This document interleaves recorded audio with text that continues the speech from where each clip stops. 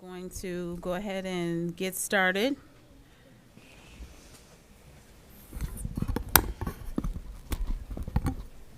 Okay.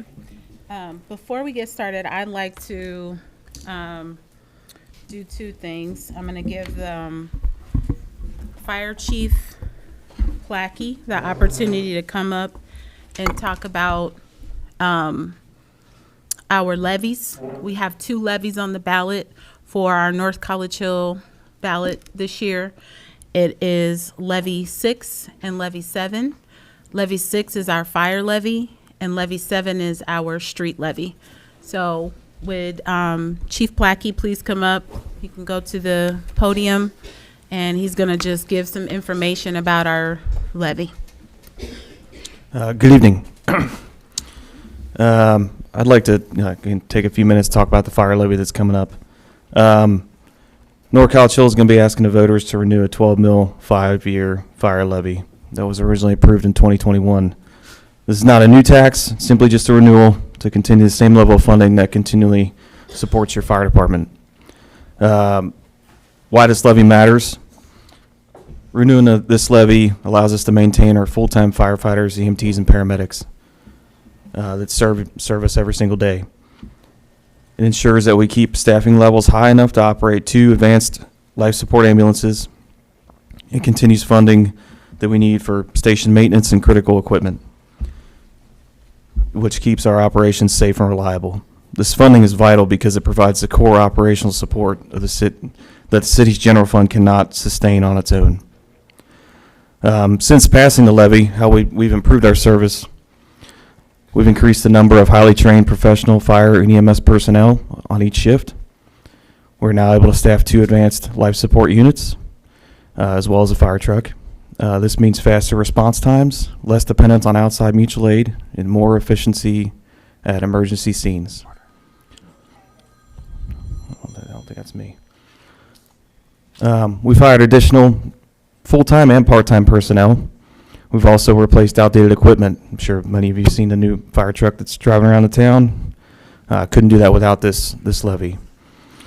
Some of the other good things that we've had happen, we have increased our insurance service offices rating to ISO rating of 2, which is among the top fire departments in the entire country for fire protection.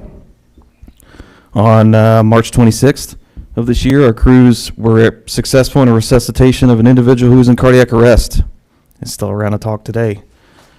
In 2024, we have received a bronze training award from Lexipol, which is a nationwide training platform for exceptional completion of many hours of continuing education.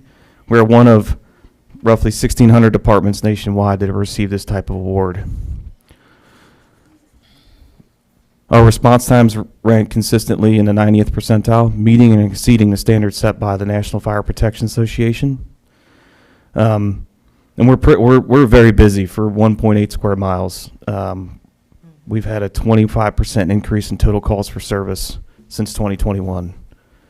In 2024, our primary medic unit handled over 2,000 calls. Our primary fire unit handled roughly 558 calls. And our average call volume is right around 224 calls a month, and it's increasing. I believe that I need to update this to around like 226 average monthly. In closing, this renewal is not about adding something new. It's about preserving what we built together. It's about keeping our firefighters on the job, our ambulances running, and our city protected day and night and every single day of the year. Renewing this levy ensures that the North College Hill Fire Department remains strong, sustainable, and ready to respond when you need us most. Thank you for your time, and please remember to vote. For more information, you can look at the website, www.northcollegehill.org/levy. Thank you for your time. Thank you, Chief Plackey. Before we move on to the street levy, I would ask the audience if they would take the time. I'll give you like 30 seconds to turn off your phones and just make sure that they are either on vibrate or silent mode. I want to be mindful that candidates have worked really hard to prepare for today, and we are streaming live on ICRC, and phone calls and disruptions of that nature will interrupt our broadcast. So I want to make sure that we give our candidates the utmost respect I'm going to take the time to talk about our street levy, and I'll take the podium for that.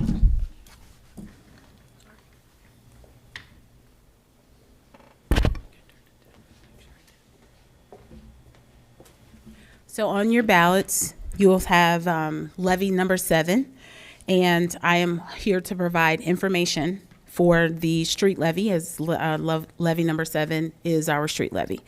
Our street levy here in North College Hill covers our street maintenance and repairs. That would include routine maintenance, potholes, resurfacing, curb repairs, and strip lining. So examples that we've done this year are Galbraith Road project and Oak Knoll. If you drive down those streets, they're beautiful, and we're still doing more to come. We have our salt and snow removal. Salt is very expensive, and our Public Works does a phenomenal job of salting our streets and keeping us safe in the wintertime. So the purchase of the trucks and de-icing materials, keeping our streets safe during the winter weather season, maintenance and operation of our snow plows, trucks, related winter equipment. Public Works buildings and facilities, right down to the upkeep of like our salt dome, where our trucks are held in the garage, covering that, the electrical costs and day-to-day operations for that. The upkeep of utilities, repairs, faculty improvements that support the street maintenance and operations. It also goes to salaries and wages for our Public Works employees, equipment and vehicles. Right now, we just got a new dump truck, which will help some of the issues that we had last year about just getting our streets cleaner faster. We also are in lieu of purchasing a new bucket truck so that we can get to our plants and water them in the spring and summer, and also to put up our Christmas lights, and even just as we've been replacing our street signs throughout the community. Now they've been like getting on the back of a pickup truck and trying to put ladders up against poles just because we did not have a proper bucket truck. So we have also purchased that. Both of those two things were in our budget for 2025. And without our street levy, our municipality would face significant challenges in funding these critical services from the general budget.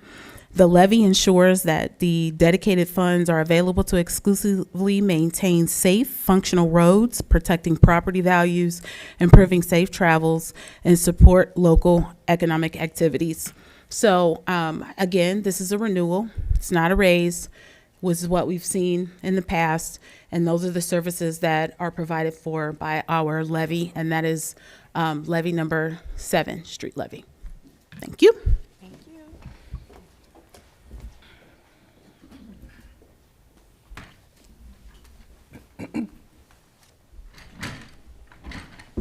Okay. With that being said, I'd like to introduce our moderator tonight. Her name is Dr. Vanessa Enoch, and I'm going to read her bio for everyone. Dr. Vanessa Enoch is an associate minister at the first and so far only woman deacon at the more than 105-year-old New Prospect Baptist Church in Cincinnati, Ohio.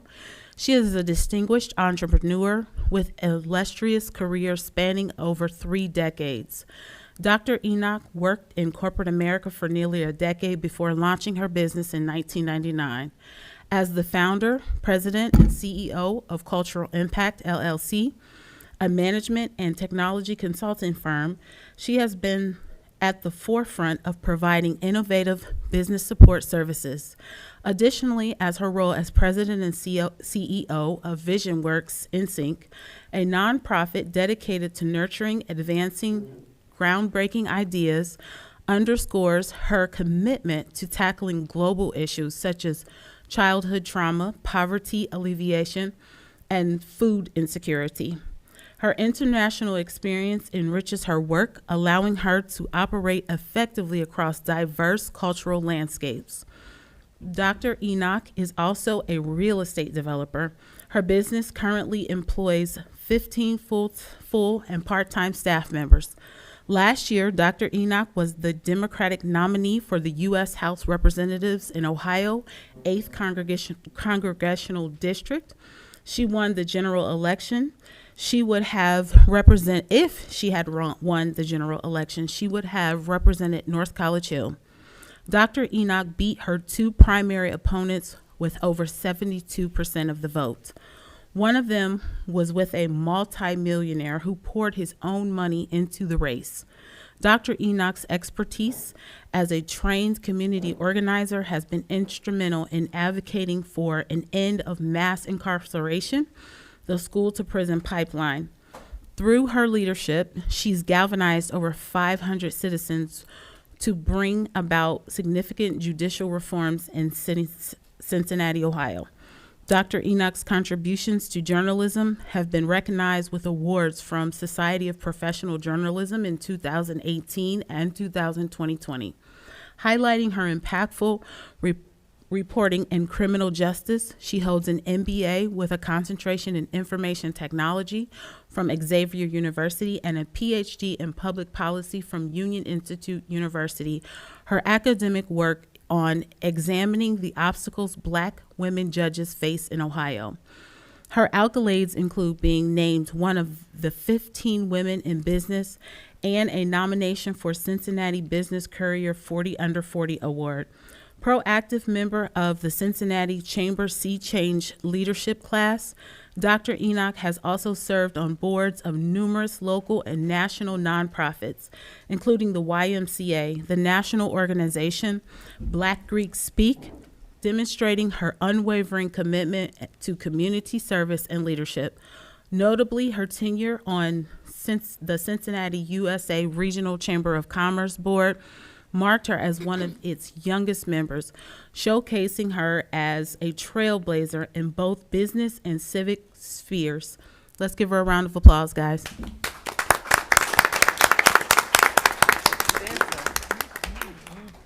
Well, good evening, everyone, and thank you so much, Ms. Dukestein. And if I had known you were going to read the whole bio, I'd have sent you 2 sentences. Dr. Enoch will be moderating tonight's discussion, and it'll be her job to stop the fights, right? So anyway, thanks again for having me, and good evening, everyone. Welcome to the North College Hill Political Candidates Forum. Again, I'm Dr. Vanessa Enoch, and I will be moderating tonight's discussion. The goal of this forum is to provide you, the residents, with the opportunity to hear directly from each candidate about issues that matter most to our community.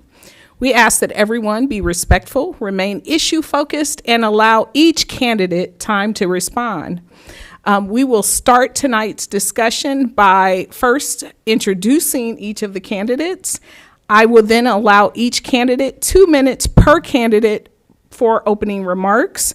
And then I would remind the audience as well that applause or interruptions take away from the candidate's speaking time. So if we can please be mindful of that.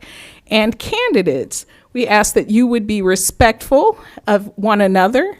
We will give each of you 1 minute to respond to each of the questions. Ms. Dukestein will keep the time. And so at your 1 minute, we will ask that you stop speaking. So watch her for your time. Plus, if it's necessary, we may give an optional 30-second rebuttal. If anybody's name is mentioned or you are indicated in anything that someone else says, then I will give you an opportunity for a rebuttal if you desire. So if you want to just simply raise your hand, if you hear your name or you feel that you have been called out, feel free to raise your hand and we will give you the opportunity to rebuttal. Did I forget any of my rules tonight? No, I was just going to say that there should be, we will tolerate no interruptions from the audience. Please be respectful of the candidates. And there is back here on the table a sign-in sheet. There is the survey for 1500 building with a QR code and a paper copy. There is also index cards and a box, and I will be collecting that in exactly 30 minutes. If you all would like to quietly get up and write a question down, there will be time at the end for audience questions. All right. So are we ready this evening? Audience, are you ready? let's get it out of your system. Can we get a round of applause for all of the candidates before we get started tonight? And candidates, this night is all about you. This is your opportunity to shine. So I will first introduce each of you. The first candidate, Miss Erica Underwood. Erica is running as North College Hills City Council President candidate. And then we also have Susie Whitlis-Bach, who is sitting next to Erica Underwood. The two of them are competing for the one president seat that is available.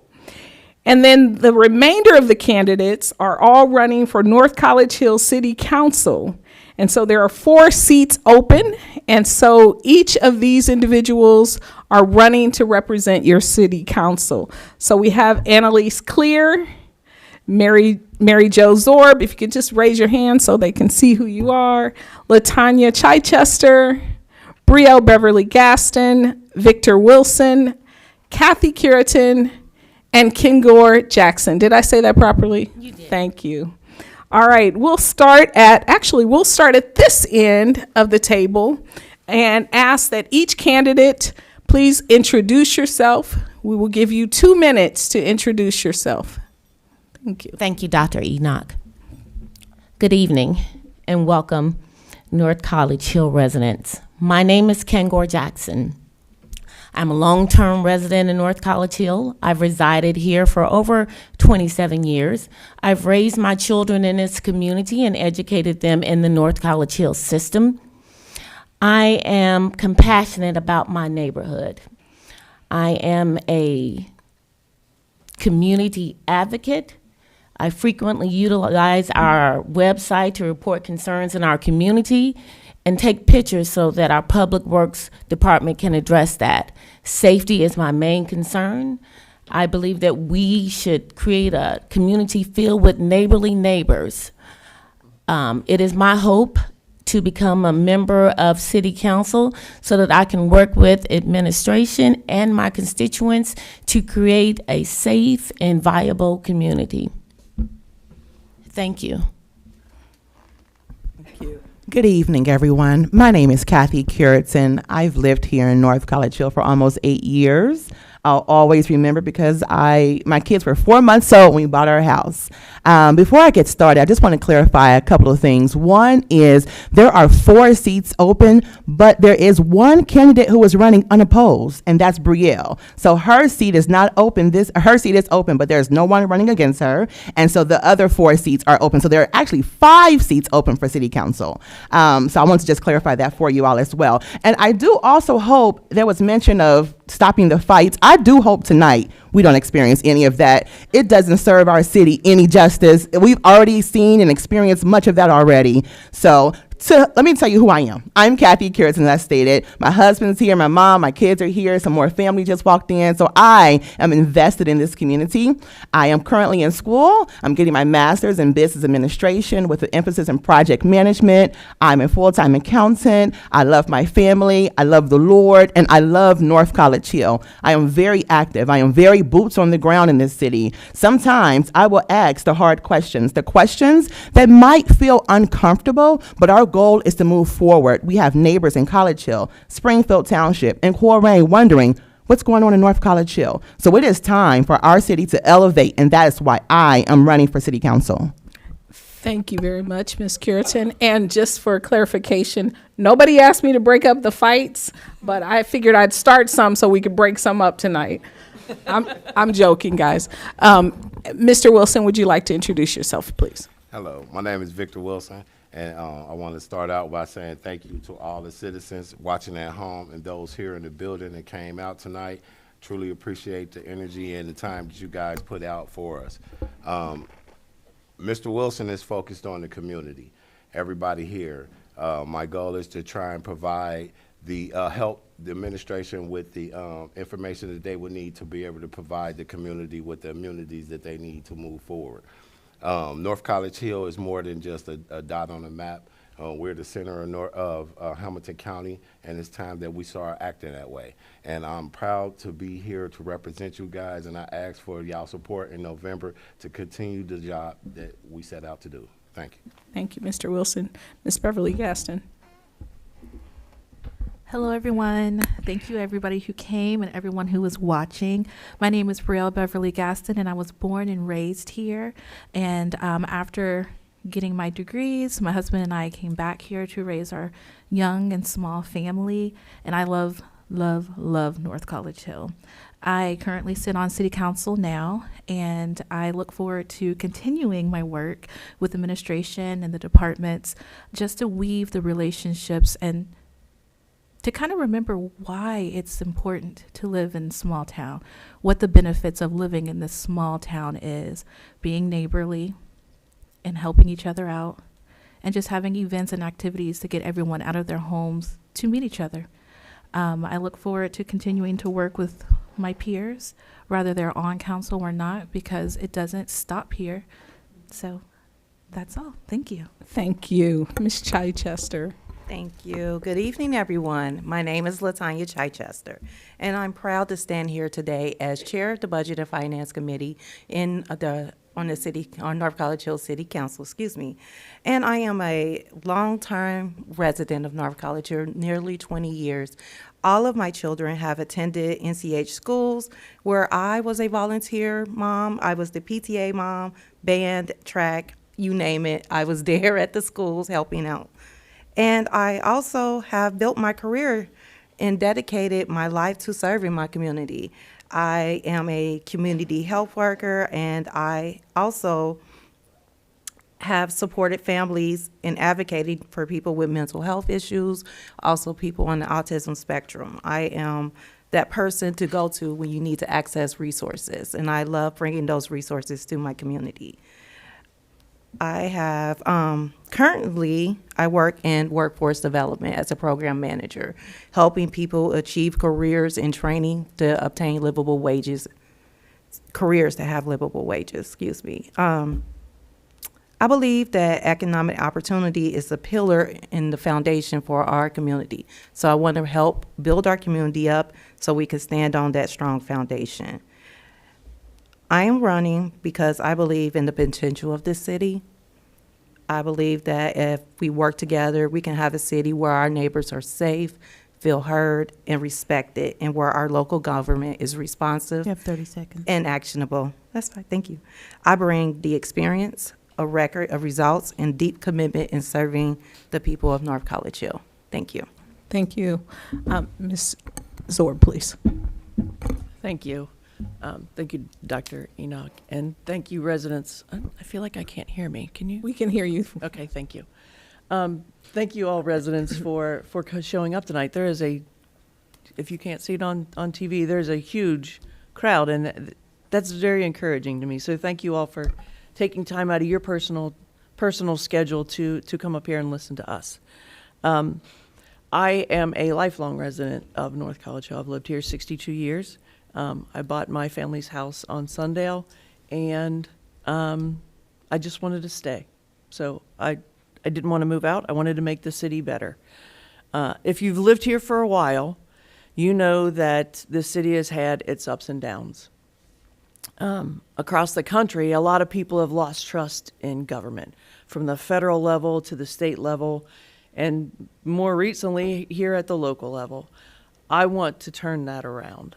I want you guys to realize that we are responsible for your tax dollars. We will listen to what you want us to do with your tax dollars. We want your opinion. When a survey is put out, we will listen to what the majority of the people want to do with your dollars. I'm going to repeat this a lot tonight. It's your dollars that we're spending. It's not ours. Well, we pay into, but it's not just ours. It's your money. So you should have a say-so in what we do with your money. Plain and simple. I am a firm believer in transparency. Transparency You have to 30 me, seconds. thank you, is you won't see me in these social media back and forth. If you see me on social media, chances are I'm listing a fact or a resource where someone can go and find additional information. That's just not that's just not my thing. I am currently the vice chair of Budget and Finance. I'm the vice chair of Rules and Public Policy, a member of all the committees. I'm on the Tree Commission since its inception in 2020. I am the second vice chair of Time is up. intercommunity ICRC. I'll say it that way. Thank you, Ms. Sorb. Sorry. Ms. Clear. Thank you, Dr. Enoch. My name is Annalisa Clear, and I have lived in North College Hill for 23 years, raised our kids here. My husband and one of my daughters and my father are sitting at the table back there. Always grateful for their support. My other daughter's away at college, so she couldn't be here tonight. She, by the way, is a graduate of Diamond Oaks through North College Hill Schools, so just wanted to throw that out there. And my other daughter just got her RN certification, so that's a huge accomplishment for her as well. I served as the North College Hill Recreation Director for over 3 years. I also worked in the finance office for the city for several months. We had some staffing shifting that was happening, and so I helped out in the finance office for several months. So I know the city's operations fairly well. I also continue to be a volunteer with the community. I am our neighborhood navigator through the We Thrive program through Hamilton County Public Health. It's an amazing program. If you haven't heard of it, I encourage you to research it. And I just signed on for year 3 in that role, so I'm very excited to keep working with the city on that. I'm also a volunteer with Motion NCH, which is a grassroots organization who is helping to develop our civic capacity in terms of projects, finding funding sources and things like that, so that neighborhood groups who want to do good work in the city will have resources to do so. I beg your pardon? You have 30 seconds. Thank you. I also served on the Comprehensive Planning Committee, and I volunteer with several local community groups. I worked for a year with Working in Neighborhoods, which is a community development organization. I also have an MBA in organizational management, and I'm pursuing leadership in the public sector credentials through NKU. I'm very excited about that. So that's about me. Thank you. Ms. Whitlisbach. Hi. Hi, my name is Susie Whitlisbach, and I am running for North College Hill President of Council. My husband and I have lived here for 20 years, and our son attends North College Hill Elementary. My husband's family has lived in NCH for 5 generations. I served on council from 2013 to 2017, and I was president pro tem from 2016 to 2017. I am invested in North College Hill because it's a great place to raise a family and to put down roots. North College Hill faces some serious issues: vacant properties, abandoned buildings, deteriorating infrastructure, and increasingly contentious city council meetings. These problems demand our full attention and cooperation. As your president of council, I promise to address these problems head on. I will urge every member of this body and our administration to approach council meetings with professionalism and purpose.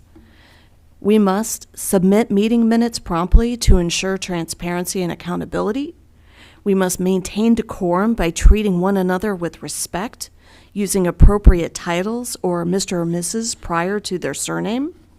We must prioritize the city's welfare over personal agendas and political maneuvering. Council meetings should not be a stage for conflict or for self-interest. They are a space for collaboration, problem solving, and progress. If your primary motivation is a paycheck, you're missing the point. Our community deserves leaders who show up to serve, not to grandstand. President of Council needs to be present to help direct city business. I vow, if elected, I will be at each council meeting, gavel in hand, ready to make a difference. Thank you. Thank you. And Ms. Underwood. Thank you very much, Dr. Enoch. My name is Erica Underwood. I have been an attorney for over 30 years. I have 2 children that I've raised. We lived in North College Hill for 10 years. We moved away for a while, and then we came back because we loved this area. And so we lived here for another 10 years. And then when my daughter got married, she and her husband moved here as well. I am asking for your vote for president of the North College Hill City Council. At the heart of democracy lies a simple truth. Government exists to serve the people. Every public office is a trust, not a title of privilege, but a responsibility to lead with honesty, transparency, and integrity. As council president, my role would be to preside fairly, maintain order, and ensure that every voice, citizens, council members, and administration, is heard with respect. The North College Hill Charter defines the president's duties clearly: to preside at all meetings and to cast the deciding vote when there is a tie. The rules of council add that the presiding officer must uphold courtesy, decorum, and civility at all times, fostering a culture of professionalism and respect within these chambers. North College Hill deserves leadership that listens. You have 30 seconds. Leadership that leads with integrity, and leadership that unites together through open dialogue, balanced decision-making, and principled service. We can move our city forward stronger, more fair, and more united than ever before. Thank you. Well, thank you, candidates. Let me remind the audience, I see a number of people came in after we mentioned that there will be some cards in the back for your questions. If you have questions, please go and fill the cards out. We will retrieve those cards in about a half hour, and so we want to make sure you get the opportunity to ask your questions. And candidates, we'll start at this end. Each of you, again, will have 1 minute to respond to each of my questions. And we're going to start with governance, transparency, and leadership stability. So North College Hill has faced leadership turnover, delays in public records requests, and questions about transparency. Residents want accountability and consistency. How will you ensure that city records, decisions, and budgets are more accessible to the public? Is that question for me first? Yes, it is. Thank you very much. I appreciate that question. I think a large part of the problems that we've had in the past is the technology that council members have access to. We need to have appropriate technology and the appropriate resources so that we can provide information in a timely fashion. I know that I've had some difficulties with my technology and access to that, so I can absolutely confirm that that's one of the issues. Another issue that we had was when we switched from one software to a different software. We really need to have some consistency with regard to our technology so that we can fulfill those public records requests in a timely fashion and maintain transparency that everybody is expecting from us. Okay. Ms. Whitlisbach. Thank you. If we can ask the audience to please keep your comments. If you can fill out the cards in the back, we'd appreciate it. Thank you. Ms. Whitlisbach, would you like to answer that question? Yes, thank you, Dr. Enoch.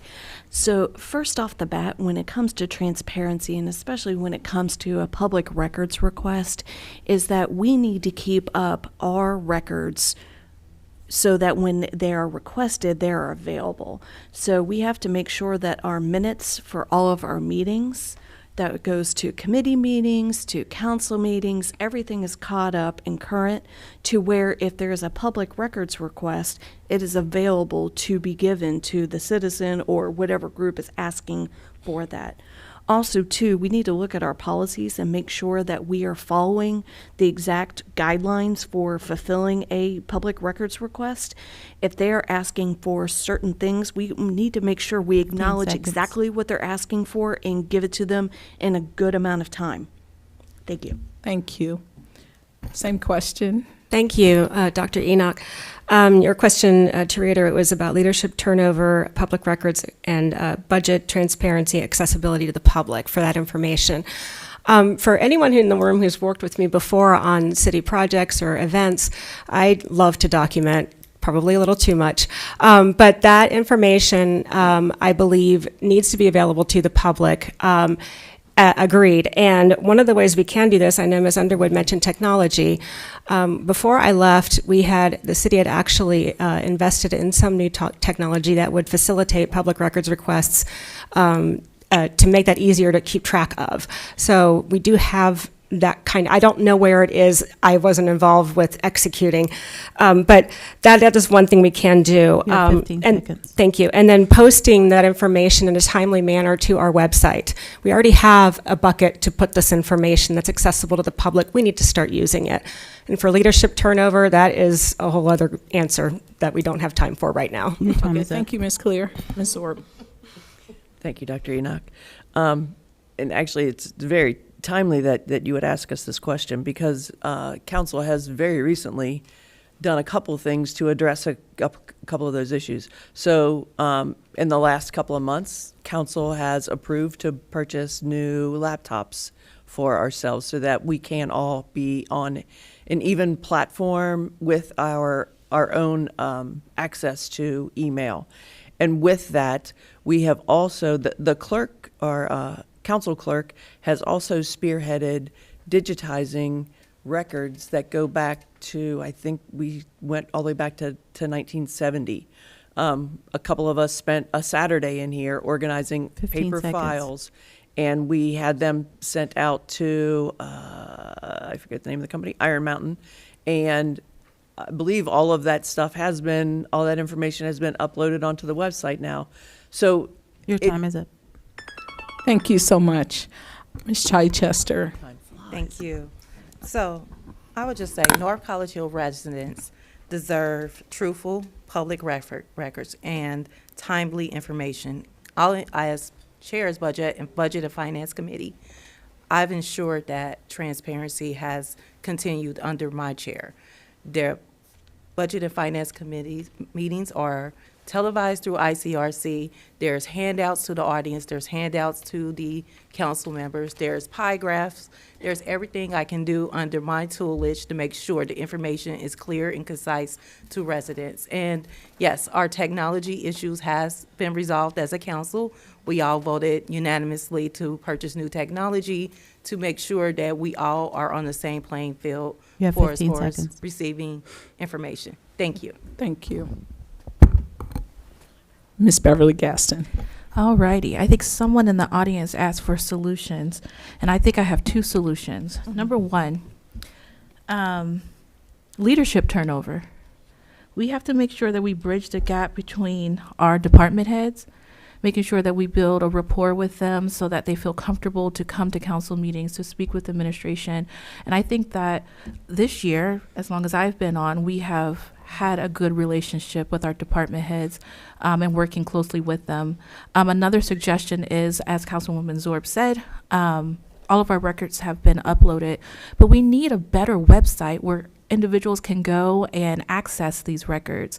So I would like to work with administration and whomever else is going to be on this project to have a website where people who are older, like my 15 grandfather, seconds. who is 84 years old, can access this. And it's easy for someone who's a teenager to access it so that they know what's going on in our city. We need solutions, not ideas and fluff. We need action. Your time is up. Thank you. And you'll have to tell me how you got your 84-year-old grandfather to get on the internet. That's all right. Thank you. Mr. Wilson. Yes. So, of course, you guys hear a lot of repeating ourselves, but a lot of us members, candidates here are members of council already. We did work together to take the necessary steps to upgrade our computer systems. So they are here. You know, everyone has to get them. We also did the Iron Mountain. I was with Ms. Zorb and some other members who sat down and we went through all of the archives, all the paperwork there. You know, we sent them off so they could be scanned in so it'd be accessible. We did have a couple of delays in the records request, but that's just because of the turnaround in our administration. So them things have been resolved because now we have a solid administrator You have 15 seconds. to lead us in the direction that we need to go. Thank you, Mr. Wilson. Ms. Curitan. North College Hill, it boils down to having the right people in the right seats to get the right results. In fact, it was around this time last year, the city got sued because we could not fulfill a public records request. Guess who had to pay for all of that litigation? If you live here, you paid for it. We didn't have to do that. We could have responded and maybe pleaded our case, as many have said we couldn't do it, but that's an excuse. We have to have the right people in the right seats in order to get the right results. Thank you, Ms. Curitan. Ms. Jackson. Thank you, Dr. Enoch. Citizens of North College Hill, I can assure you that if I am a member of City Council, I will tell you everything you need to know. There will be nothing that will be left. I cannot hold water, so if there's an activity, if there is if there's something about finances, if there's something, any decision making that concerns you, you will know, because I will tell you, okay? If I know it, you will know it, and I'll get it out there to you. I will explain it to you and educate you to the best of my ability. Thank you. And Ms. Jackson, I'm going to ask you the next question. We're going to go in the other direction with this next question. What does government accountability mean to you, and how would you measure it during your term? Government accountability means listening to your people, to serve the purpose, to serve their needs. It means taking into account the circumstances within our community to make it better.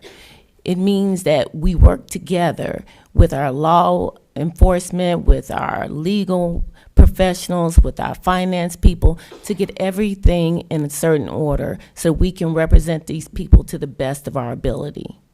Thank you, Ms. Curitan. Thank you, Dr. Enoch. Government accountability is this. Just because we may not agree, it doesn't mean we cannot garner a resolution. And I've come to so many council meetings, and I sit and I watch a lot of talk, little action.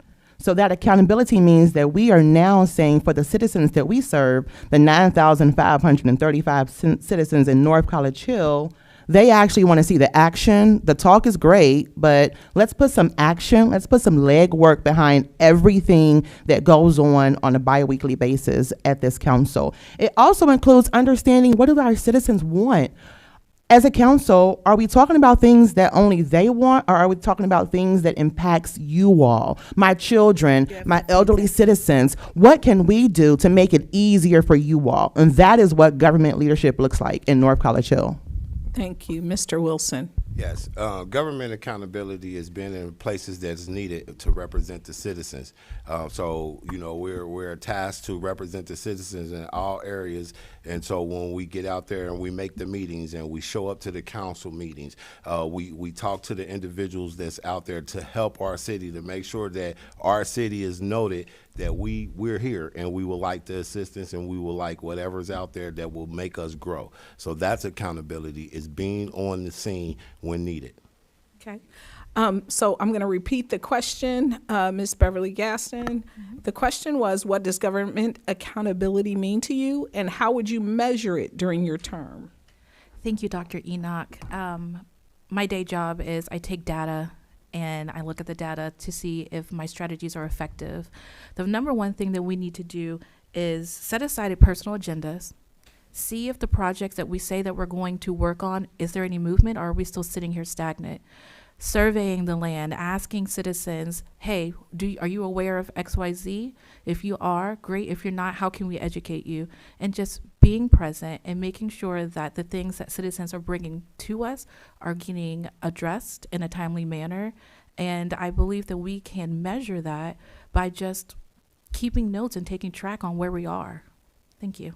Thank you. Ms. Chichester, same question. Thank you. Government accountability means being transparent, right?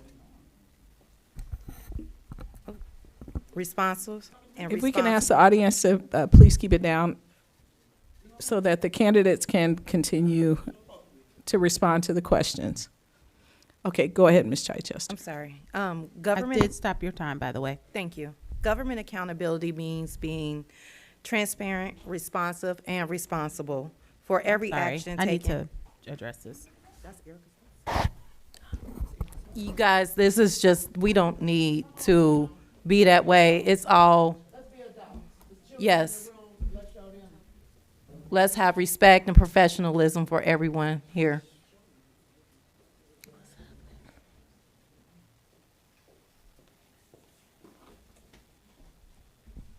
Okay, Ms. Chichester, I apologize for the interruption. Can we Take 3? restart her? Go ahead and start her time. Go ahead, please. Okay. Government accountability, it means being transparent, responsible, and professional in every action we take on behalf of our citizens of North College Hill. It's about doing what you say with integrity, communicating openly, and managing public funds.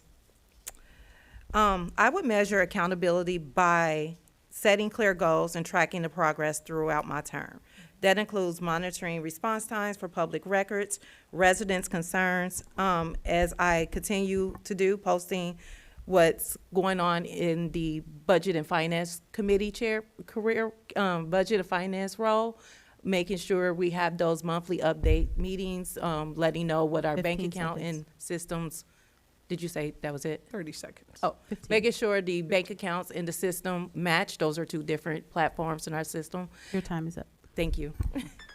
Threw me off a little bit. Jen. Okay, Ms. Zorb, same question. Thank you, Dr. Enoch.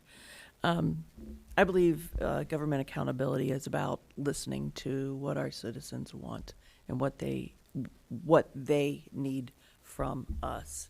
And then once we listen, then there's the follow through, then there's the actions, then there's the responses to the requests.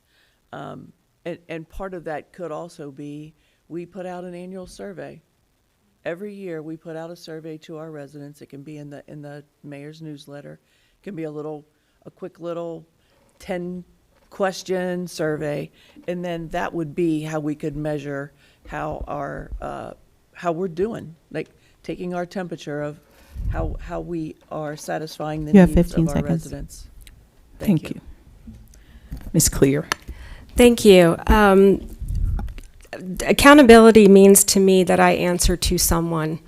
I'm answerable to someone, whether that's myself or the public or my family or my coworkers, the volunteers I work with. I answer to someone. And when you're in government, you answer to the people. And that is what government accountability means to me. And that's also action and inaction. I have had feedback from on social media and elsewhere in my role when I was a public official. And it's, you know what? Ooh, it stings to hear it, but they're right. And I need to fix the problem. There is a problem being called to the attention, and I need to fix it. That's my job You have as a 15 public seconds. employee, as a public official. Measuring that, and I put my pencil down because I didn't want people to think but again, surveys are a great idea. Engagement, when we have a city event, if we've missed the mark, people don't show up. Your time is up. So that's public opinion. It's how we measure. Ms. Clear. Ms. Whitlisbach, same question. Thank you. For me, government accountability is taking ownership. For example, president of council, when legislation is put towards the president of council and that is needing to be going to a committee, that's not where it ends for the president of council. They need to see it through and make sure that it went to committee, it's how it's doing, has it been discussed, if it's taken a certain amount of time, how are we doing with it, is it going to be cut, how are we doing on getting it back? It's all about seeing it through. You take ownership of it, and that means you follow the bouncing ball all the way through the process. You have 15 and the way seconds. you measure it is by results. You see it being done and complete in a very good fashion, you've measured it. Thank you. Ms. Underwood, same question. Thank you, Dr. Enoch. I believe that accountability means standing by every action taken, because this seat belongs not to the person who holds it, but to the people who elect it.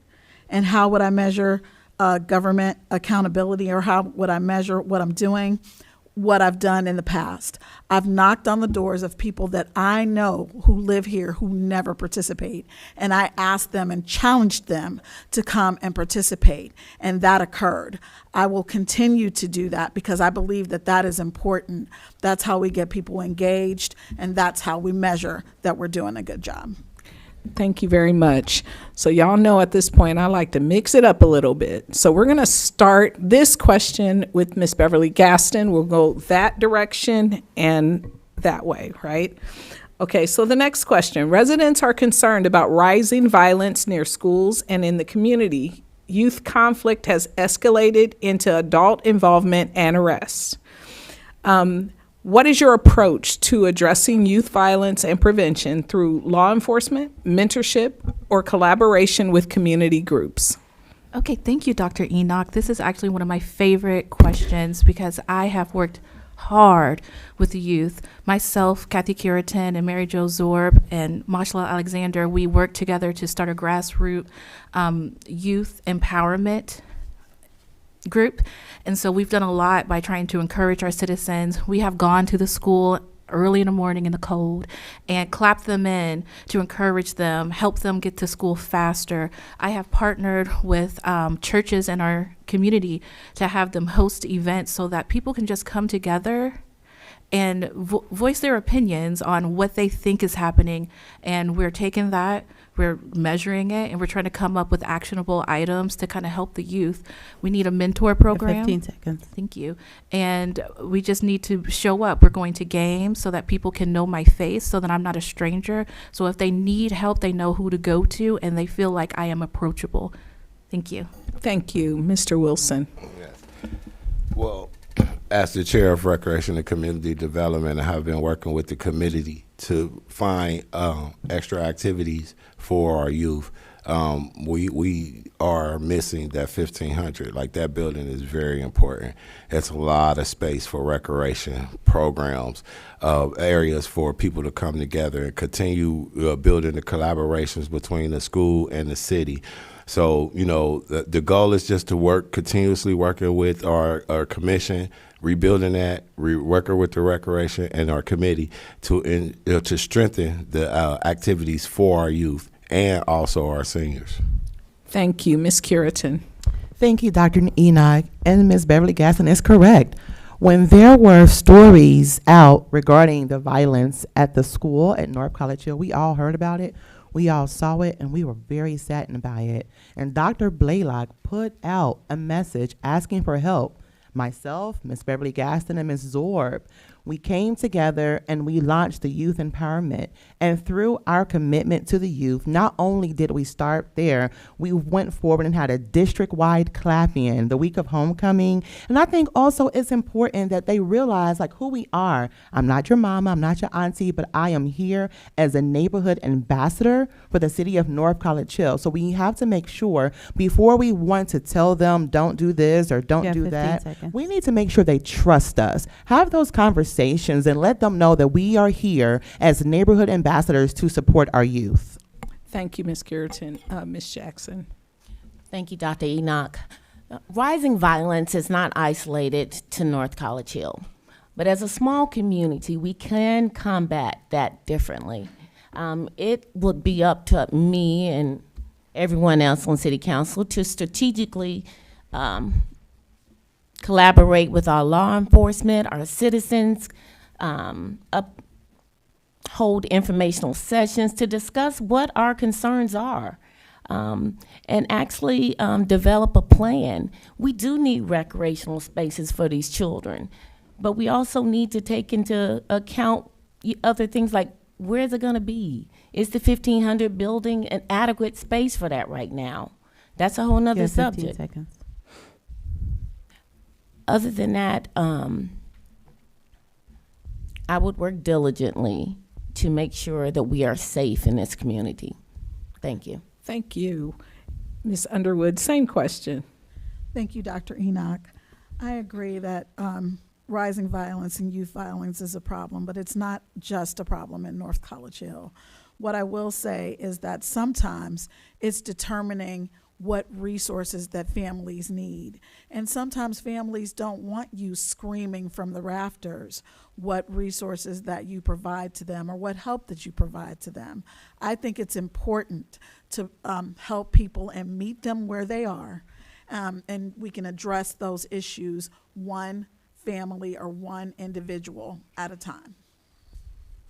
Ms. Whitlisbach. Thank you. I'm glad of this question because when I sat down with our superintendent, we kind of discussed this. And one thing that comes to mind is involving our children more in our city. Because, like, for instance, we used to have city government night where students would come from the school and they would each play a role. That couple would be a council person. Somebody would be the chief. Somebody would be the mayor. And those kids, when they were here, they really had civic pride. And they had pride in North College Hill. We need to bring that back. If we can bring back items like that, kids will be more excited about their town. They'll be more invested. And that'll bring less violence. 15 seconds. Thank you. Thank you. Ms. Clear. Thank you. The question was about violence and what would be my approach working with law enforcement, mentorship, and community groups. One of the ways that I would have done that, and in my previous role as recreation director, was working with the law enforcement and the school district to bring a National Night Out to North College Hill in conjunction with the Back to School Bash.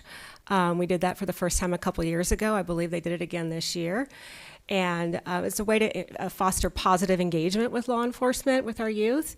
The other thing that I have done is work with some of the school district personnel to recruit volunteers for city events, for city cleanup days, for projects around the city, to involve them. Students, especially of the age of teenagers, they need belonging and they need involvement and they want to be part of something, and that gives them pride.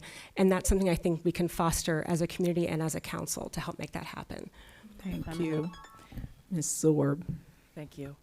At the risk of sounding like I'm regurgitating a lot of the things that have already been said, it's tough when you're the last one, or second last one. But yes, when Dr. Blaylock reached out and said that he was having trouble with violence, and a couple of us got together and we're like, let's just create this youth empowerment group and try to listen. And like Ms. Underwood said, I think part of the key is listening to the teenagers. They have something to say. Let's find out what they really want. We shouldn't project what we think they want on them. We need to hear from them what their issue is and help them solve it and work towards whatever that solution is. Because it's a very individualized solution for every one of these teens out there. Thank you. Thank you. Ms. Chichester. Thank you. My approach is rooted in collaboration and mentorship. I too met with Dr. Blaylock, and I am currently serving as VP of the Boosters of North College Hill. So I am the parent that will drive the kids to school to make sure they get there. They're in the cold and the rain. I've always done that, and I've continued to do that. I am the parent that they have a rule that the children can't get into a game without the adult. I've attended I don't know how many games lately, but just so the kids can go in and meet with their peers and have that fun and have that support, right? We have to invest in prevention and things as a city. We can't always control things that go on at the school because that's what the school and the school board is for. 15 seconds. So as a city, we have to invest in things and make sure they have the resources they need and connect with them and partner with them, and also listen to the students and listen to the parents. Sometimes the parents have the solution for their children. Thank you. So she called time on you, but I'm going to let you redeem yourself and answer the next question. And we're going to go in this direction this time. The next question is North College Hill's small business districts, particularly along Hamilton Avenue, West Galbraith, need reinvestment. Residents want job creation and neighborhood pride. What's your vision for revitalizing North College Hill's business corridors, and how would you attract new investment? Okay. So how I would attract new investment. I've went to each business and have talked to business owners and managers since before I was even on council to see what their needs are and what they would like to see different in our community. Hamilton County has programs that, if you apply for different grants, could be used to increase the signage of your business or renovate your business or just bring things up to certain technology codes.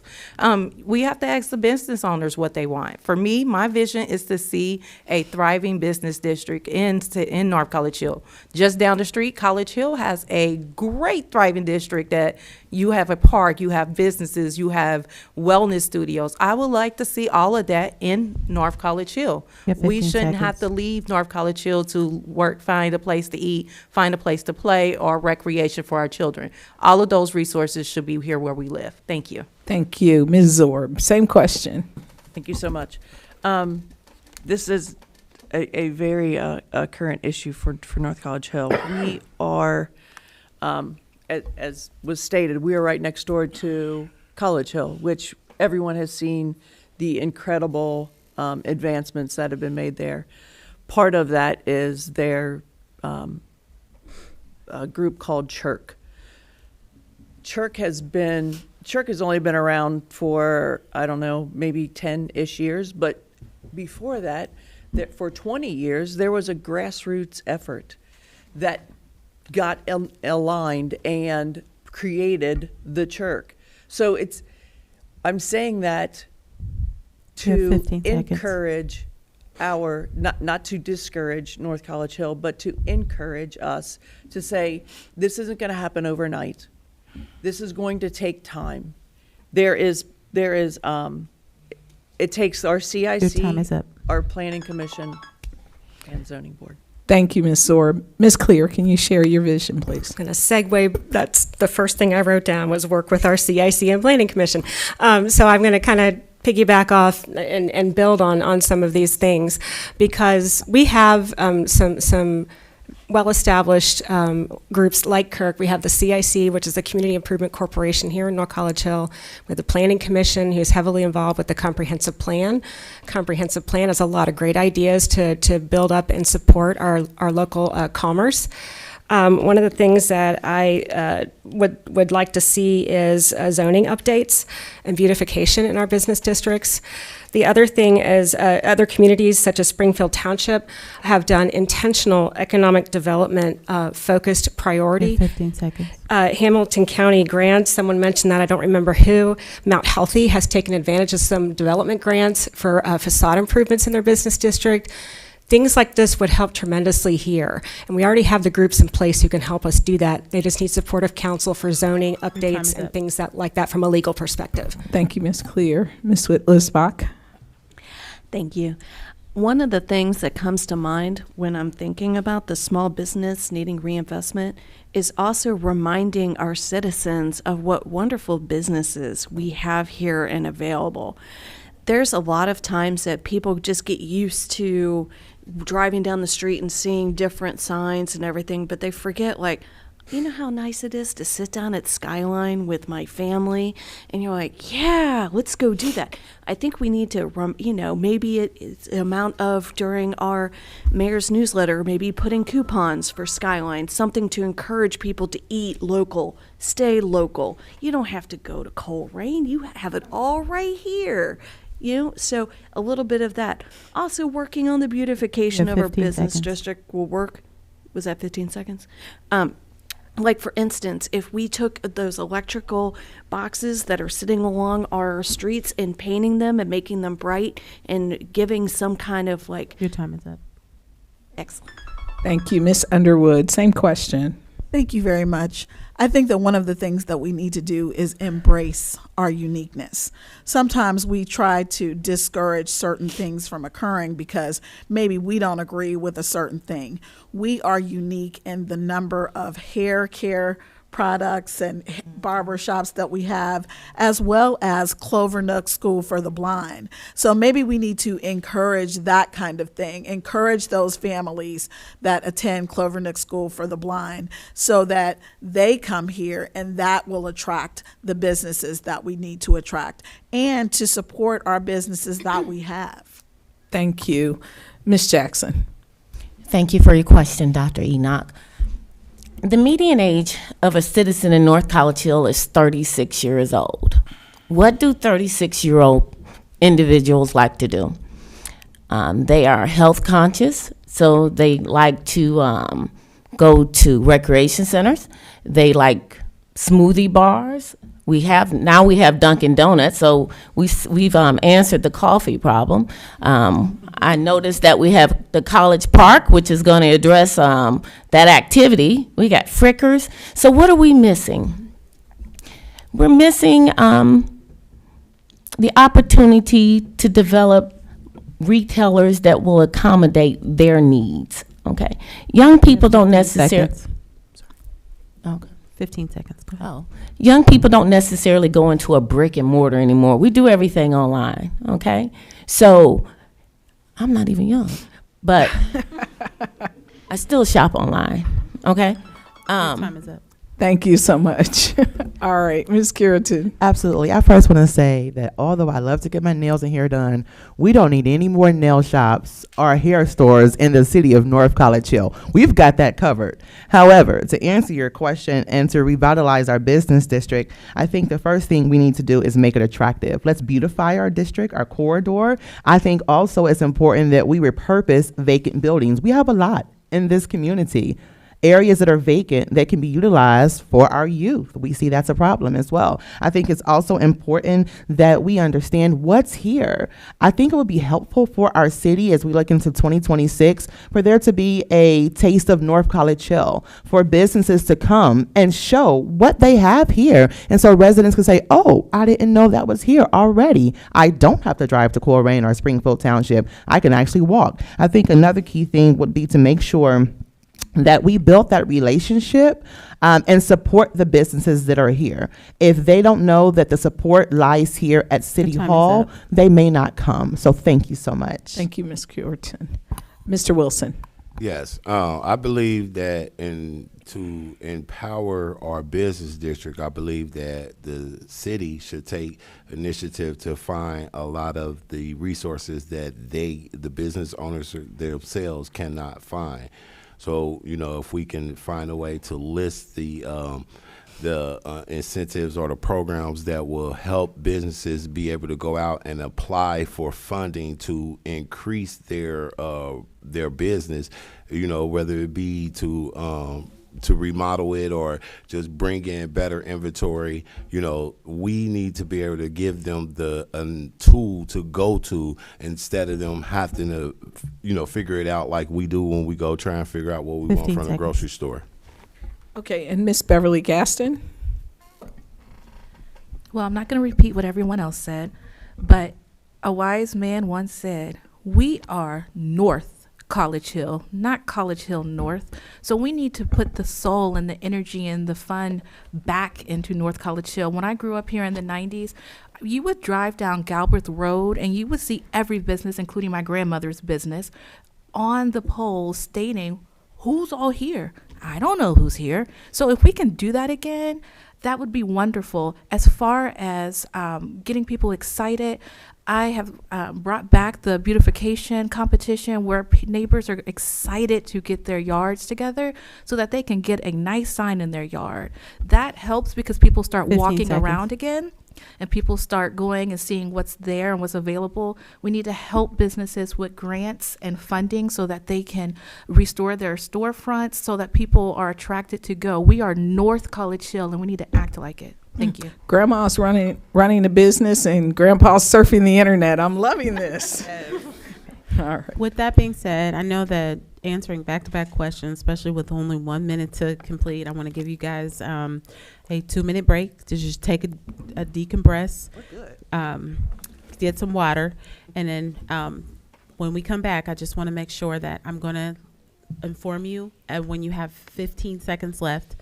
I don't want to interrupt you because I feel like that's taken away from your time. So I'll just wave my hand like this to indicate that you're at your 15-second mark, and then I will notify you when your time is up. And for the audience during this short break, feel free to go and ask your questions if you still have questions, and we'll come back in about 2 minutes.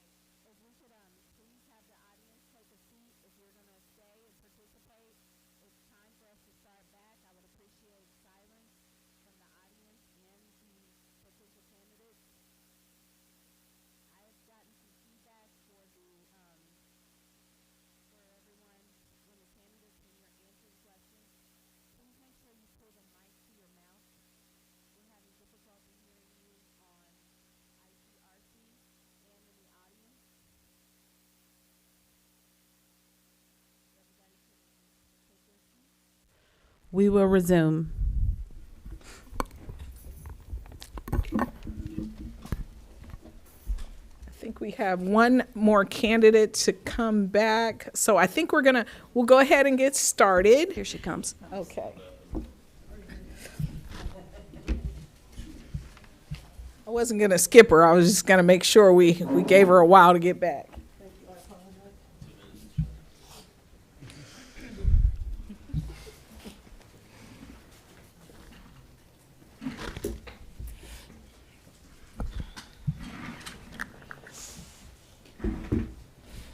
All right, everyone's back now.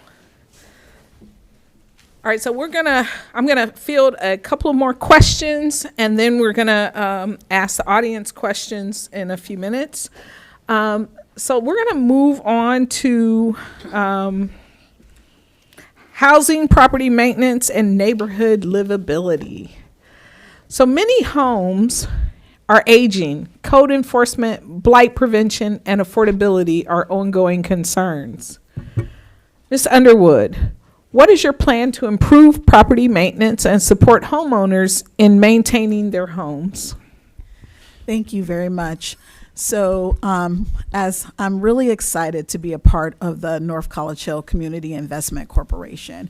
We have a new president, and he is very excited to make some changes to the North College Hill CIC. And one of the things that we want to focus on is home ownership, because when you own something, when it belongs to you, you make sure that you're taking care of your yard, you're taking care of your, you're picking up the trash, that you're taking care of your house, you're taking care of everything. And sometimes home ownership is just not within the reach of people who live here. That's why the rental rates are so high. So CIC is working on a project to address home ownership so that we can address the issues that you described. Thank you. Ms. Whittlesbach. Thank you. One of the things I think of with property maintenance is we have a lot of first-time home buyers, and they might have spent a majority of their life in an apartment, and now they have a house, and they're like, wait a minute, I have to mow my grass? Oh my gosh, I have to paint my garage? So I think we should have resources available for first-time home buyers to help them get over that first hump of when their first time their furnace light goes out in the middle of winter, someplace that they can call the city and go, hey, what resources do you have that I can contact that can help me get resources? Do you have people that mow grass? I mean, do you have someone who can help me? And then the city can go, yes, I've got everything you need right here. It's okay. We got you. Thank you. You hear how your appropriate response has to be when you get all the calls that are about to come through because of that last comment. All right, thank you. Ms. Clear. Thank you. In terms of improving maintenance and supporting homeowners, blight prevention, all of those things, another area of the comprehensive plan dealt with housing, and we need some code updates for sure. Some of our codes are very difficult to enforce. They were written back with single car households. They were written a long time ago. Those codes need to be updated to modernize them. That is one thing we do need to do. Also, landlord accountability. There's other communities who have formed like tenant associations and things like that. Those are not something that I think the city as a government entity necessarily needs to do, but those kinds of things do exist. And to also update, not to update, but to lean on the other suggestions for making resources available on the city website. There is a community resource directory, and we can update those things as we learn about them with grant opportunities and things to help homeowners be successful. Your time is up. Thank you. Ms. Zorb. Thank you. So I would like to take what Ms. Whittlesbach said and take it a step further. We do have a lot of, we have what we call a bedroom community, so we have predominantly households in North College Hill. We have a lot of small Cape Cod houses, which only have like 2 or 3 bedrooms in them. So to Ms. Whittlesbach's point, we have a lot of new home ownership in North College Hill.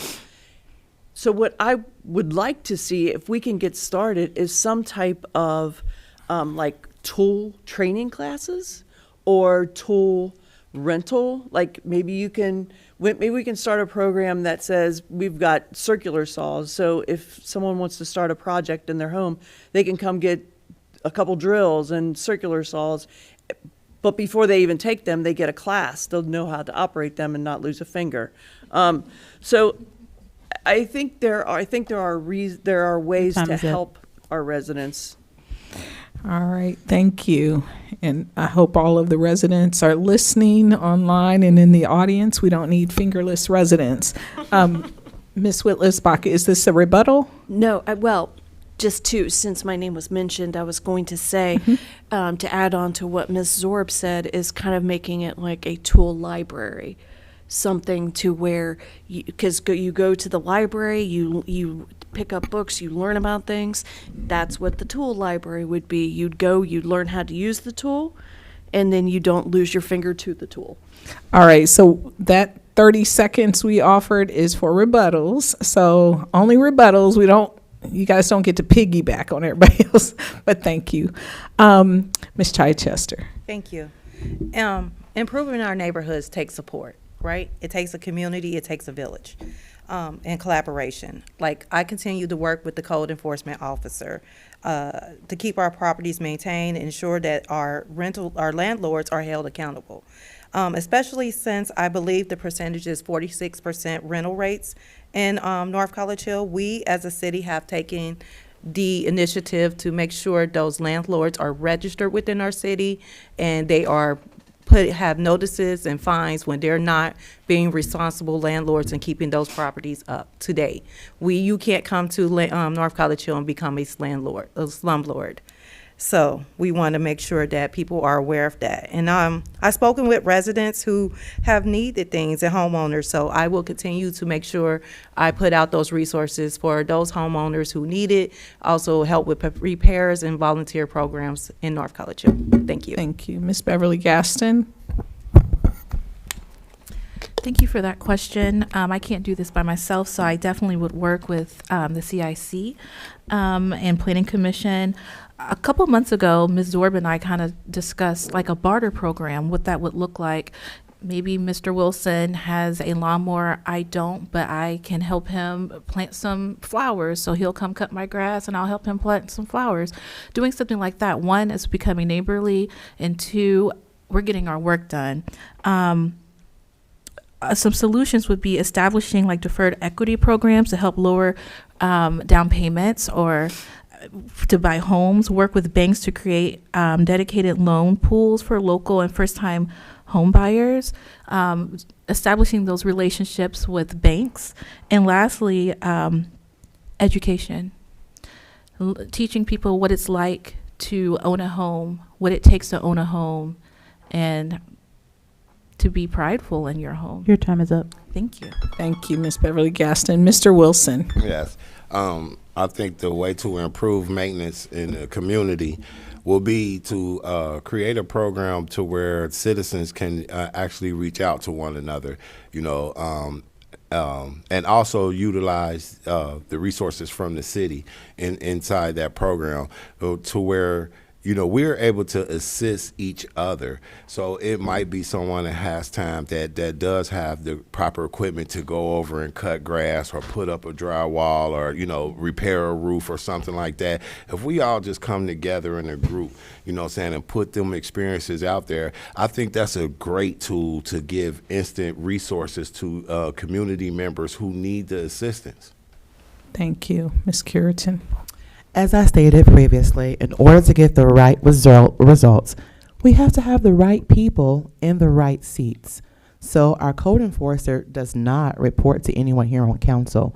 They report to our administrator. And so if there are issues, those issues should be brought to our administrator and they should be directly addressed. In fact, I think there should even be strengthened the relationship for our code enforcement, because there are tons of times that our citizens are online complaining about blighted properties, grass 6 inches tall, and no response. That's not okay. We serve you all, including our administration. So it's important that they know that they will get a response when they have a complaint. I think it's also important that we understand the ability to track blighted properties. There's a way to do it. So we have to make sure we have the right people in the right seats to get the right results. Thank you, Ms. Curitan. Ms. Jackson. Thank you for that question, Dr. Enoch. Being a homeowner for over 26 years has taught me one thing: I'll never own my house. There will always be a repair that needs to be made. So with that in mind, thank God I have had the pleasure of having good neighbors who would come in and fix that electrical socket for me, who would come in and do that plumbing. So I'm going to piggyback off of Mr. Wilson. That was my idea, to create a neighborhood program comprised of individuals with skills, some retired, some active, because what I do know is people truly enjoy helping people. People like to be utilized, and they are willing to share their knowledge. So I would like to create a program where we have a bunch of people that are willing to help our senior citizens, myself, and anyone else in need. Your time is up. Thank you. All right, so this will be our last question that, Can I get that my I'm going to rebuttal ask. first? Oh, She okay. missed Mr. Wilson, did they mention your name? Yes, she did. Okay, go ahead, sir. And I just wanted to say to Ms. Kagora, did I say that right? I hope I did. If I didn't, I'll pay you $1. I'm just saying that's, it's just another way for us community members to get to know one another, even though, we don't, you know what I'm saying? So it's a great opportunity to use, each other. All right, thank you, Mr. Wilson. All right, so because Ms. Underwood was not expecting me to come back to her because I've been doing this kind of non-traditionally, we're going to go back to her anyway. We're going to talk about infrastructure and public services. And residents often raise concerns about potholes, drainage, street lighting, snow removal, and general upkeep. What are your top infrastructure priorities for the city, and how would you fund them? Thank you very much for that question. First of all, our street levy is on the ballot. That's very important. That is how we have been fixing our streets. It's also to address like the curbs, the street signs, that kind of thing. One of the things that I've really been harping about and working on and whining about were specific streets that needed to be addressed, like Prospect Place and Oak Knoll. My mom lived on Oak Knoll. And I had to drive through all of those potholes to get to her house. I'm very happy that the street is now beautiful. But it annoys me to no end that these street signs are in the condition that they're in. So that would be a top priority.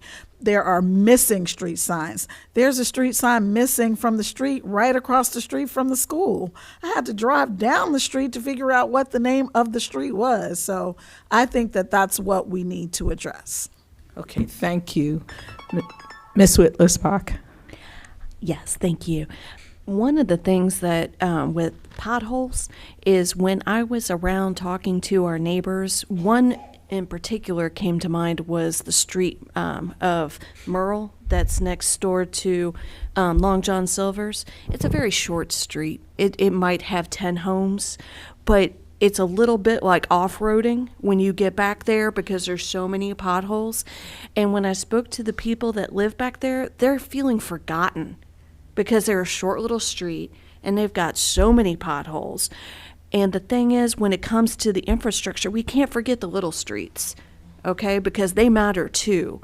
Every person that lives in North College Hill deserves to have a safe street, something that they're not going to damage their car. Just today, I saw a car get damaged on Bising from one of our infrastructure that it was on the street. We just need to be more mindful of our citizens and their needs. All streets matter. Thank you, All Ms. streets matter. Whitlisbach. All right, Ms. Clear. Hi, thank you. First of all, when it snows, you can tell immediately when you're in North College Hill. Our public works guys are amazing when snow removal and things like that. You can tell right away. when they've been out and they cleared it, they will stay overnight here if necessary. They're amazing. They're also short-staffed and they're under-equipped. And I know we're buying new equipment for them, but that matters. And as council people, we need to ensure that the resources are in place to support our critical city services like Public Works and make sure that they have the tools and the funding and the resources and do what we can to make sure they have the personnel that they need to be able to fill the potholes and to deal with those things. That's all I have to say. I hope they heard your comments. Thank you so much, Ms. Clear. Ms. Before Zorb. we get started, I want to make sure that out there in ICRC that you're pulling the mics to your face. People are having a hard time hearing you all when you make a response. Thank you, Ms. Zorb. Thank you. So I want to start this by saying I am in full support of the the levy for the streets, which is number 7.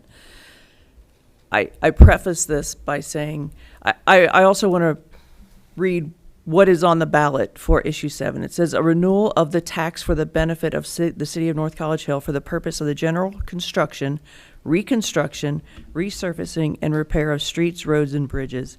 And then it talks about all the money. I read that to you for a specific reason.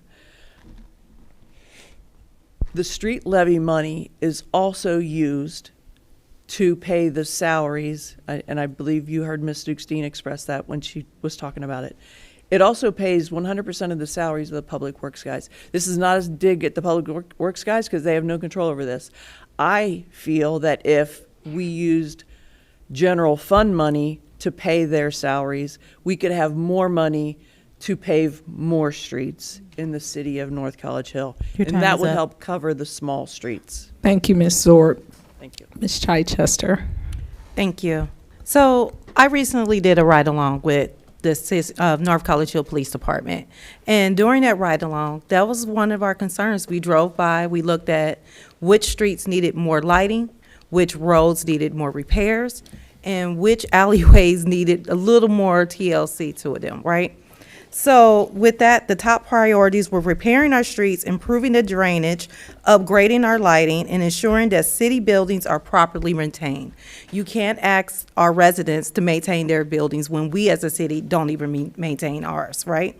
So potholes and the being in the dark when our kids is a walking school district at 6:30, 7 o'clock in the morning, the sun is just barely coming up. So those things are important in improving the infrastructure of our city. And how I'm going to pay for that is leveraging federal grants through Hamilton County, ODOT, and maybe some levy funds like the street levy. And yeah, that's it. Your time is up. Thank you. All right, Ms. Beverly Gaston. I just want to let you guys know that I am a product of a man who worked for Public Works. My father worked long, hard. He shoveled snow. He swept streets. And I feel that we don't love on our Public Works enough. So Braden, Derek, everybody that's out there, we love you. I would love to focus on making sure that Public Works have the correct things to make sure that they are helping the city.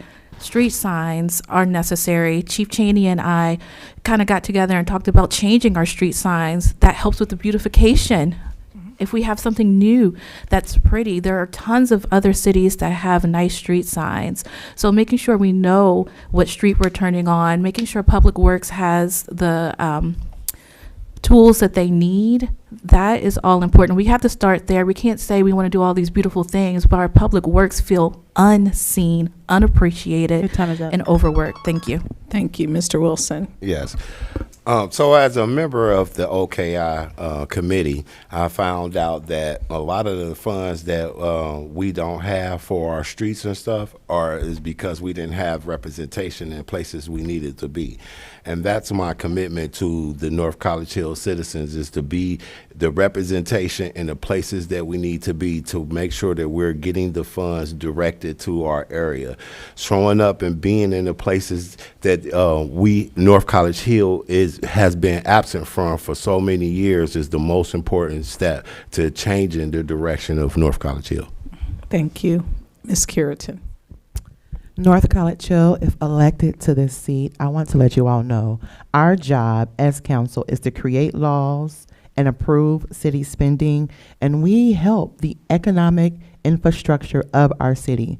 Our public works department, don't want to be the dead horse, they live off of the street levy, and that's not okay. Nor is it competitive for the salaries of our neighboring areas, right?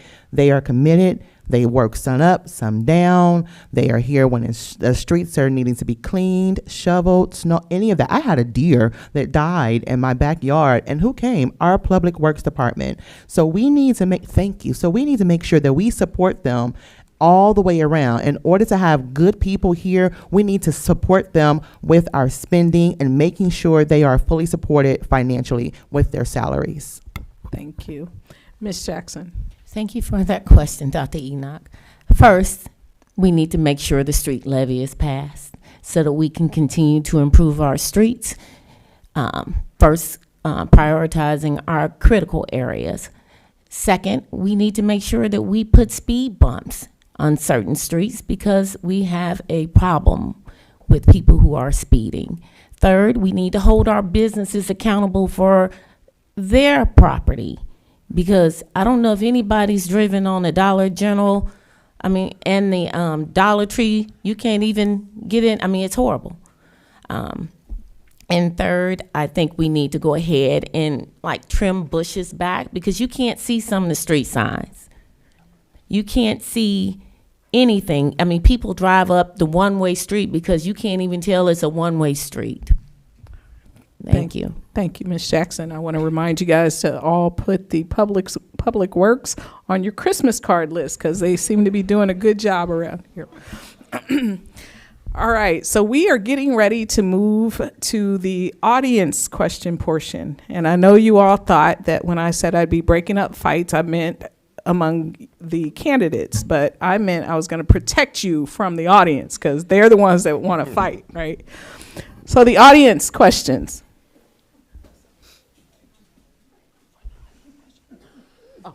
Yeah. So audience questions. So each of you will have 1 minute to answer the audience questions. And the very first question is, what happened to the street cleaning? Will you make sure that the streets are getting cleaned? All right. Who wants to start answering that question? We're going to start over here with Ms. Chichester. We're going to go that way around. Go ahead, Ms. Chichester. The street cleaner has been out. So I've seen it out. I've seen it going down different streets. There's only one street cleaner, and correct me if I'm wrong, I believe we rent our street cleaner. We do not own it. So we pay to, we do it? Okay, we own it now. So it is coming out. I think it comes out only certain days, and it hits all 4 quadrants. And if you live on a street where there's less parking, sometimes the residents don't want it to come down that street because they don't have anywhere to park near their home. There's been some complaints. Not all people feel that way, but it has happened. So, but I've seen it out. I've seen it going down the street just recently, a couple weeks ago. So it's out. So I recognize that question is not necessarily one for everybody, especially those of you who are running for the seats that you're not currently in. So if you want to skip the question, feel free to just say, skip me on this one, and we can go on to Ms. Zorb. I want to answer. Thank you. Okay. So I agree. The street sweeper is out. What I'd like to see happening is going back to the old way of we actually send out the police the day before or a couple days before. They put up the no parking signs. There's multiple benefits in doing that. First of all, it gets the cars off the street that have been sitting there too long, and they shouldn't have been sitting there anyhow. We get to clean up the entire street when the street sweeper goes through, and we can start each quadrant, just handle a quadrant a month or something like that. I think there's a way to make this happen to benefit the citizens a whole lot more than we're being benefited by that street sweeper that we did purchase just a couple of years ago. So it's a fairly new street sweeper, and I believe it even has the option that it can clean out these sewers. I think it's got a big hose that you can clean out the manholes. So yes, I think Time's up. Thank you. Ms. Clear. I will also be happy to answer this question. So, the street sweeper I know was out of commission for a while, so that might explain why some folks haven't seen it. Also, if a resident is coming up to me and saying, I haven't seen the street sweeper, then they haven't seen the street sweeper. I'm not going to tell them they have. But, you know, it's the, what I wanted to say about that is once upon a time, we had a schedule to the point of, a couple of the other ladies have answered. We need to make sure that schedule potentially is in the newsletter. And I understand things happen like weather. And again, this is not something that council controls. This is an administrative function, just so everyone is clear. But I would encourage, you know, that maybe we can leverage some of our resources we have to better communicate with our community when the street sweeper can be expected, so they can plan accordingly. Thank you. Ms. Whitlisbach. Well, right off the bat, I was going to say the exact same thing that Ms. Zorb said, but to also state, we also got to think about timing too. Like at one point, I did see the street sweeper coming down my street, but then right afterwards, it was Rumpke pickup, and they were also having a leak, I think, in their truck. So the street sweeper did a great job, but then Rumpke came right behind it and kind of undid what they did. So just because we're seeing, like let's just pick on Rumpke, okay? We're seeing maybe a little bit of leakage on the road. That doesn't mean the street sweeper wasn't there. It was just a matter of unfortunate timing. So. Thank you. Ms. Underwood. I feel like we have the potential of beating the street sweeper issue to death. However, we do have a very nice street sweeper, and it is true that it has the ability to clean out the gutters. What I do know, though, also is that the cars on the street are an issue. I also know that they do rent that street sweeper to other communities, so we do leverage that for resources for our public works department. The street sweeper is out, and perhaps maybe you can just send some feedback to our administration, and we can just make sure that it gets to your street. Thank you. Ms. Jackson. Thank you for that question, citizen. I'm going to skip this one. Thank you. Ms. Curitan. So, I currently do not sit on council, but once elected with your vote, I think that it goes back to holding the right people in the right seats accountable, right? So our public works, they are understaffed and overworked, and that's a very, very bad equation.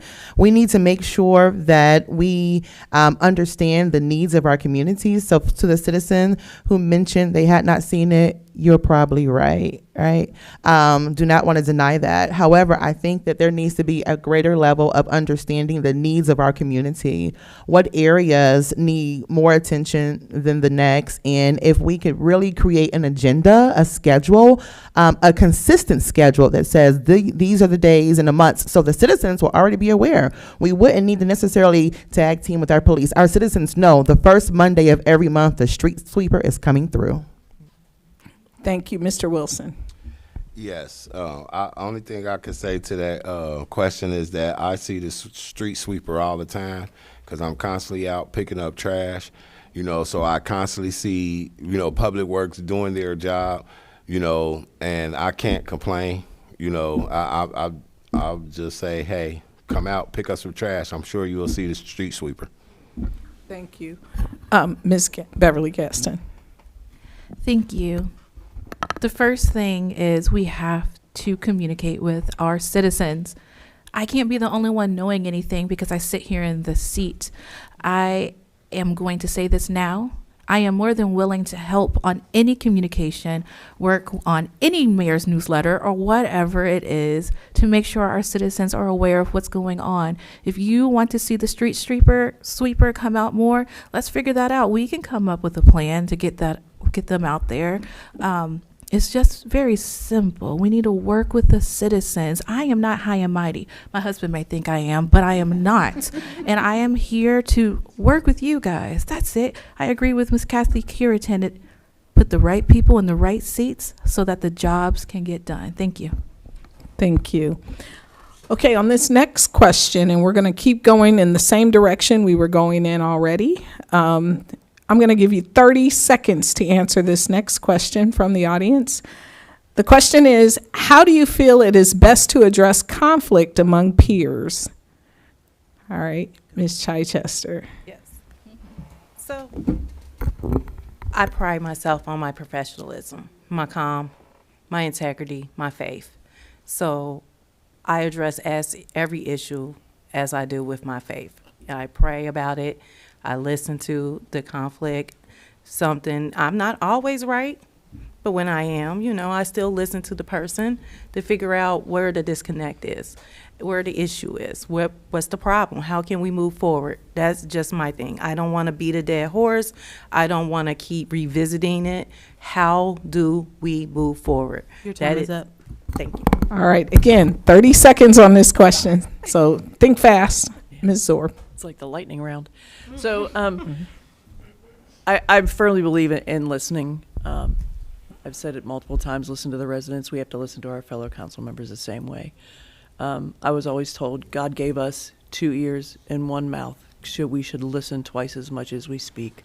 I firmly believe that. And that is the key. It's not, it's listening and understanding, because sometimes people don't use the words that the words come out different than their actions. Sorry.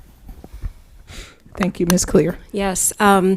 So I really don't say this to sound arrogant. I just say this because I'm going to draw off a previous experience working with boards and commissions and being president of several nonprofit organizations with disparate groups of people, and they come with their passions and they come with their ideas. And part of the way to resolve conflict or to prevent it in the first place, again, is listening, but also trying to create an environment where communication is fostered and everybody supports the collective decisions made by the group. Thank you. All right, Ms. Whitlisbach. Thank you. So in resolving conflict, I think more of when you have two people that are in a conflict together is to try to find the middle ground. There is going to be some place that in the middle that they can meet and find compromise. Thank you. Thank you. Ms. Underwood. Thank you. I think in order to address conflict among peers, what you really need to do is encourage a dialogue, and you have to figure out, that you can agree to disagree and still get to where you need to be. Thank you. Ms. Jackson. Thank you for that question.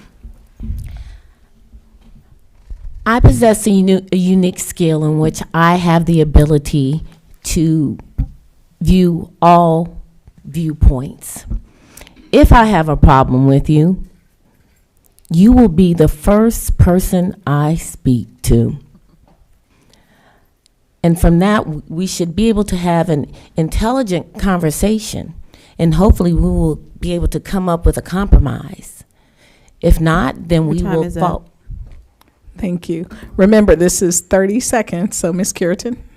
Ask yourself in the middle of conflict, am I listening to understand or am I listening to respond? And oftentimes in conflict, you're listening to get your point across, and that's the first mistake.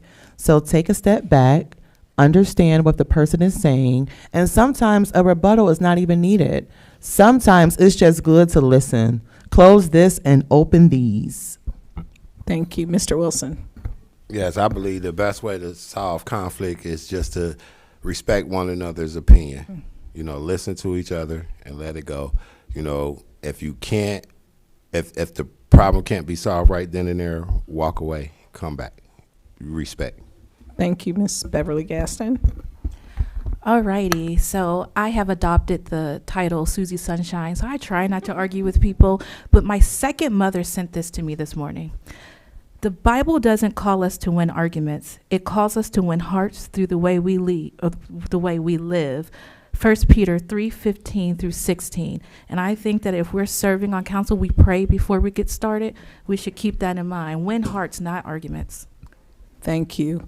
And we are going to go back in that same direction. So, Ms. Beverly Gaston, you will have 30 seconds. This is another 30-second question.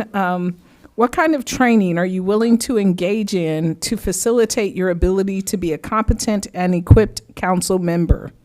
That is an excellent question. We have been waiting on training for How long, Ms. Dewald, have I been in this seat? A while. I am willing to take any training so that I can be the best city council member for you, because I want to be just as good as any other city council woman. I want to be knowledgeable, and I want to be able to apply that knowledge, period. So anything that is available, I know Ms. Dukesting, she is working on some things with us, and I'm ready to take those courses. Thank you. Wonderful. Thank you, Mr. Wilson. Yeah, I'm ready to start too. What you taking? Whichever course she gives me. Oh, all right. Thank you. Ms. Curitan. I think it's important before we open up the rules, Robert's Rules of Order or something similar, I think it's important we understand the kind of personalities that we have here. A good Myers-Briggs personality test or a DISC assessment would really be good, because most of you know I am a natural. I love people. I feed off of energy of people. That may not be how another council member responds. So it's important to understand the different personalities that sit on council Your and time how is we up. can effectively communicate. Thank you. Ms. Jackson. Just a second. Okay, go ahead, sorry. Thank you for that question, Dr. Enoch. I too would be willing to participate in any training, and also initiate training outside of the training that is offered through the city of North College Hill. Thank you. Thank you. Ms. Underwood. Actually, thank you very much for that question. What I will tell you is that when I first came to council, Ms. Zorb and I had an opportunity to attend an off-site training, and it was extremely, extremely helpful. So I have been trying to encourage us to participate in more training. I think that we can learn a lot from that. Thank you. Ms. Whitlow-Spock. Thank you. When I was on council years ago, I went to sunshine law training, and I think that's integral for every council person and administration to go to, because it was eye-opening, and it's something that you need to keep in mind in everything you do in city government. Thank you. Thank you. Ms. Clear. I'll try to be more concise. So I remember hearing in a previous meeting that at one point there was a budget for training for council, and I don't know what happened with that funding, but it was decided that it was too expensive to pay for. This is a 9 or 10,000, I'm just going to use for the sake of argument, 10,000 population. So is training for an $8 million budget organization not worth it at 10 cents a resident, at $1 a resident, Your time is to make up. sure this organization gets managed properly? Thank you. Ms. Zorb. So, thank you. I've been to several sunshine law classes, and I, just to add on to what Ms. Underwood said, I encourage fellow council members to attend them in person. You get so much more out of it in person than you do in the online class. Also, very recently, I have stumbled upon a website. It's called the Mount Vernon Project. It's a school of public service. So I've signed up for a bunch of classes. I can't believe you asked this. There's Your structured. time is up. Thank you, Ms. Zorb.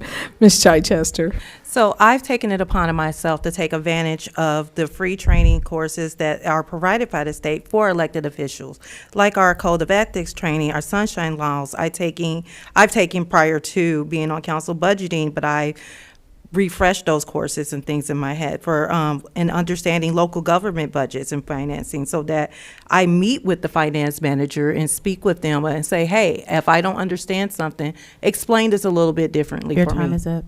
Thank you. And I believe we started with Ms. Beverly Gaston. So this time we're going to start with Ms. Chichester. And the question, again, 30 seconds, because we have 3 questions here, and I'd like to see us get through all of them. I believe the audience participation questions are so important. So the median household income is $51,000. The city is struggling financially prior to COVID funds.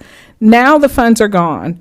Are we looking at tax increases or other revenue streams, or tightening of spending? Ms. Chichester. Are you asking for? That's the question. Are we looking at tax increases or other revenue streams or tightening of spending? Well, if you're asking that question as a city, I think it is important, especially now, to tighten that spending a little bit. No, we're not looking for increases. I don't think our residents can stomach another tax increase. That would not be something I would be supporting at all for any of our residents right now. The government is shut down for 21 days, and if you're a government worker, you've gone 21 days without a paycheck. And I am sorry, but that is just not okay for anyone. Your time is up. Thank you. Ms. Sorb. Thank you. Just a So, second, I'm sorry. I sit on the Budget and Finance Committee also, and I would say that I don't anticipate tightening or increased taxes. What I would like to see is a realignment of some of our spending and a more quality control on some of our spending. Okay, thank you. Ms. Clear. Thank you. I think it's a little bit of a combination of both, but not raising taxes. There are other avenues of revenue out there. When I worked for the City and Recreation, I secured in the neighborhood of $150,000 in grants. We are an entitlement community. There is funding out there. We just need to find it, and to Mr. Wilson's point, it's out there. We have to be where we need to be in order to find those resources and bring those into the city. Thank you. Ms. Whitlow-Spock. Thank you.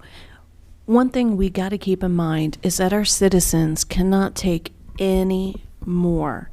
We are at our limit. This is real life. So what the city needs to do is relook at what it's doing and just make sure we're spending the money smartly. Thank you. Ms. Underwood. Thank you, Dr. Enoch.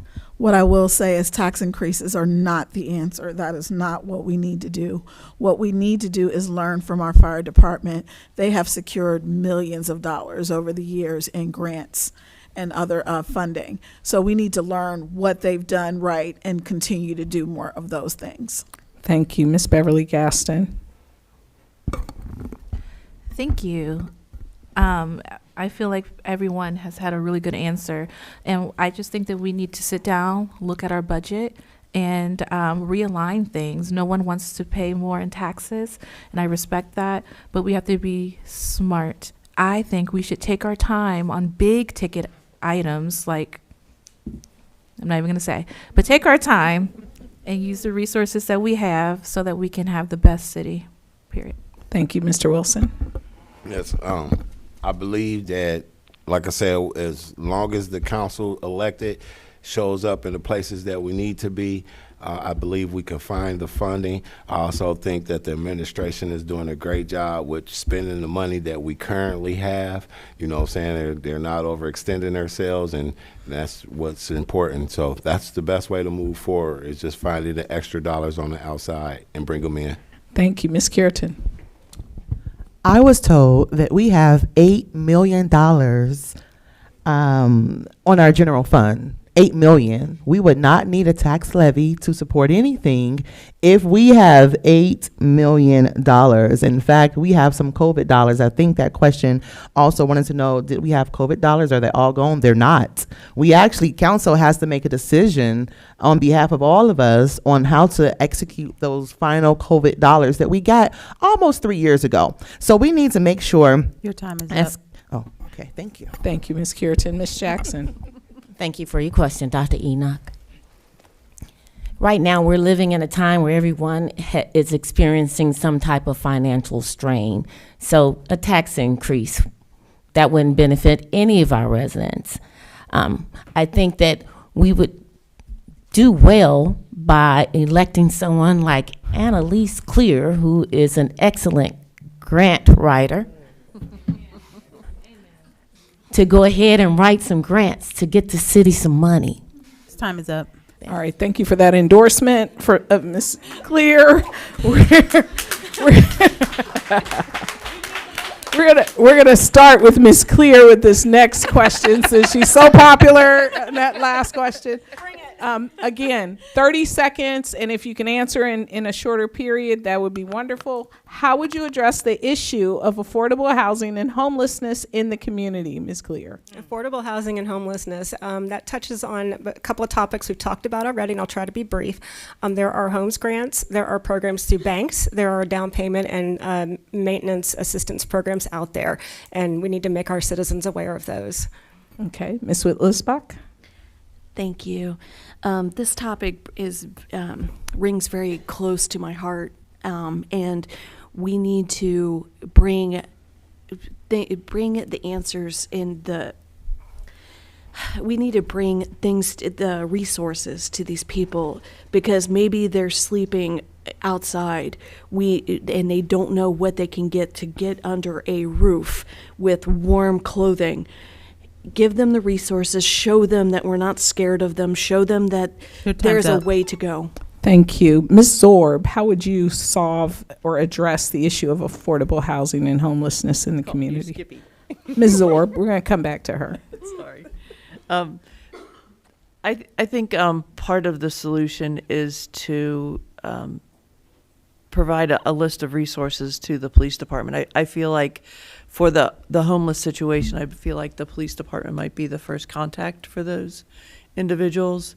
And as long as they have a list of resources to provide to those individuals, that maybe that could help them get into a better place. All right, Ms. Underwood, how would you solve those issues? One thing that we can do is identify one issue that we can address. For example, when our renters lose their housing because they're being evicted, we can address that one issue. We need to do more with that. All right, Ms. Chichester. Yes. So during my ride along with the North College Hill Police Department, we discussed this homelessness and what the city routinely does with encampments and how they handle them. They handle them with grace and respect, because any of us could be in that position. Having more affordable housing throughout not just the city of North College Hill, but throughout the county. There is a shortage on affordable homes. And at the Juneteenth Festival, I brought the 513 relief bus to North College Hill to help families with resources. Thank you. Ms. Beverly Gaston. Thank you for that question. I have the privilege of living with an architect who graduated from Miami University, and unfortunately, my father-in-law is homeless on the street. And one thing that rings a bell for me is developing new housing type, not just expensive homes or expensive things to rent, but new housing type so that everyone can have access to housing. Thank you. Okay, Mr. Wilson. Yes, I believe the best way to solve that problem is to take a look at what we have in our inventory as far as properties and things that we can use to turn around and create some affordable housing. We also have a 1,500 building that we can actually renovate and create a center for the homeless to come in and report and get the assistance that they need from the city. That's my answer. All right, thank you. Ms. Curitan. Thank you, Dr. Enoch. In order to best serve the needs of our city, including those who are homeless, we have to understand what those needs are. We can't just throw them something that we have in our stack, and that may not be what they need. I think it's also important that we build relationships with our financial institutions, and I think it would be really good that we build a relationship with our seniors to know money management when they graduate, how to spend that first check. And lastly, I think North College Hill would benefit from having a food bank. Thank you. Thank you. We're going to stop here. We have... Wait, Ms. Jackson has to answer the question, then we can stop. Go ahead. I'll give me just a second. So I'm going to let you answer the question. But we took a break. We went over our break by 4 minutes. So we're going to ask one more audience question because I want to make sure that we get all the questions, and there's one left. So we will go past our time, and that was really due to our extended break, just corralling back in. So can you repeat the question for Ms. Jackson? And Absolutely. Then I'll restart the time. All right. The question again is, how would you address the issue of affordable housing and homelessness in the community? Thank you for that question, Dr. Enoch. North College Hill is one of the last affordable communities. The rent here is cheap compared to other communities in the area. Now, homelessness, we live in a great county where there are multiple resources for homeless individuals, including Time is up. Cincinnati Public. All right, thank you. That was a quick 30 seconds, wasn't it? All right, we have one last question, and again, 30 seconds, and let's go ahead and start with Ms. Underwood for this last question. The question is, how will you use the City Council's communication channels to share information about school district's progress and challenges with the North College Hill community? Thank you very much for that question. I think that we need to leverage our technology more than we have. We need to work with the school board and the superintendent and maybe we can work with our youth at the high school so that they can show us how best to leverage social media to get that information out there. Thank you, Ms. Whitlisbach. One thing that we can do right off the bat is to make sure that our website is updated and stays updated. If there's anything from the school or any kind of calendar items, make sure that everything is up to date and current, and any misinformation or anything that might be incorrect is definitely not there. Thank you. Ms. Clear. So I think my answer to that, it would be to leverage the channels that we have and those that we don't, to the point of asking about other technologies that the youth are already using. However, we have reinstated the newsletter that reaches every single household, and in other communities, school districts and other community organizations do submit content. So it'd be great to maybe partner with the school district and maybe do, I'm just going to throw this out here, cost sharing, to get the newsletter out with more news. Ms. Clear. Thank you. Ms. Zorb. Hi, thank you. So let's face it, kids like technology, and also Miss Beverly Gaston's grandfather. So let's maybe, I know at one time we had an app called My City Pocket. Maybe we can revitalize the My City Pocket and ask the kids to put that on their phone and communicate to them that way. Thank you. Ms. Chichester.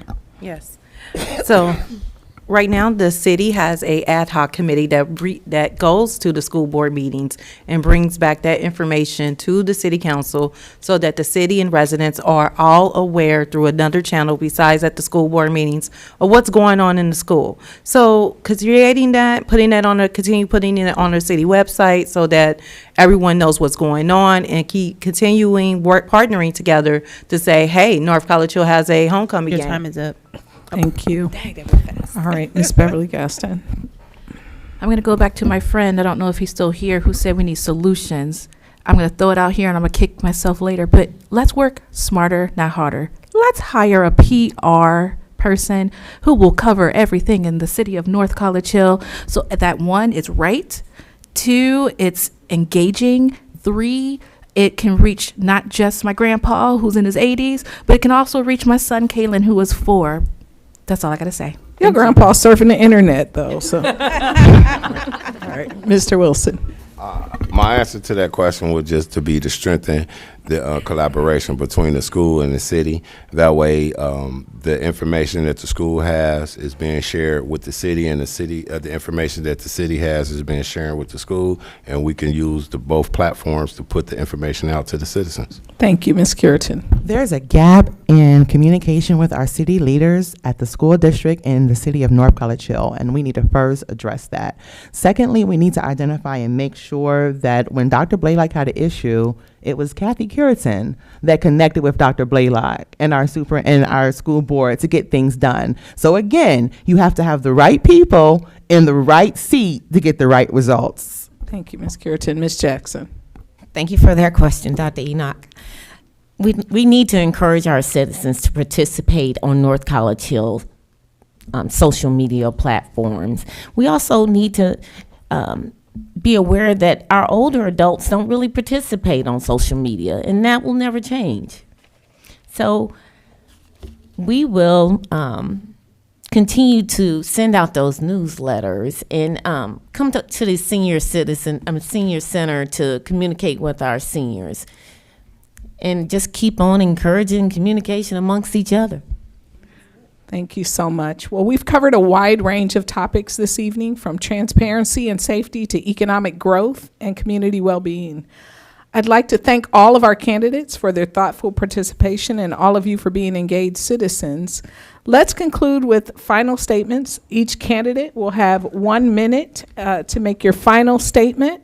And so we're going to start over here with Ms. Underwood again. So if you would please give us your final statement.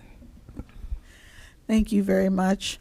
As we look toward the future of North College Hill, I believe this election is about one simple but powerful idea: how we serve our community together. I have dedicated myself to listening, learning, and leading with honesty and respect.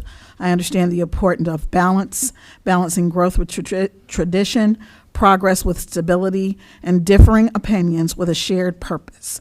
I value unity because progress only lasts when we move forward together. And I believe deeply in community because the heart of North College Hill is not in our buildings and ordinances, but in our people.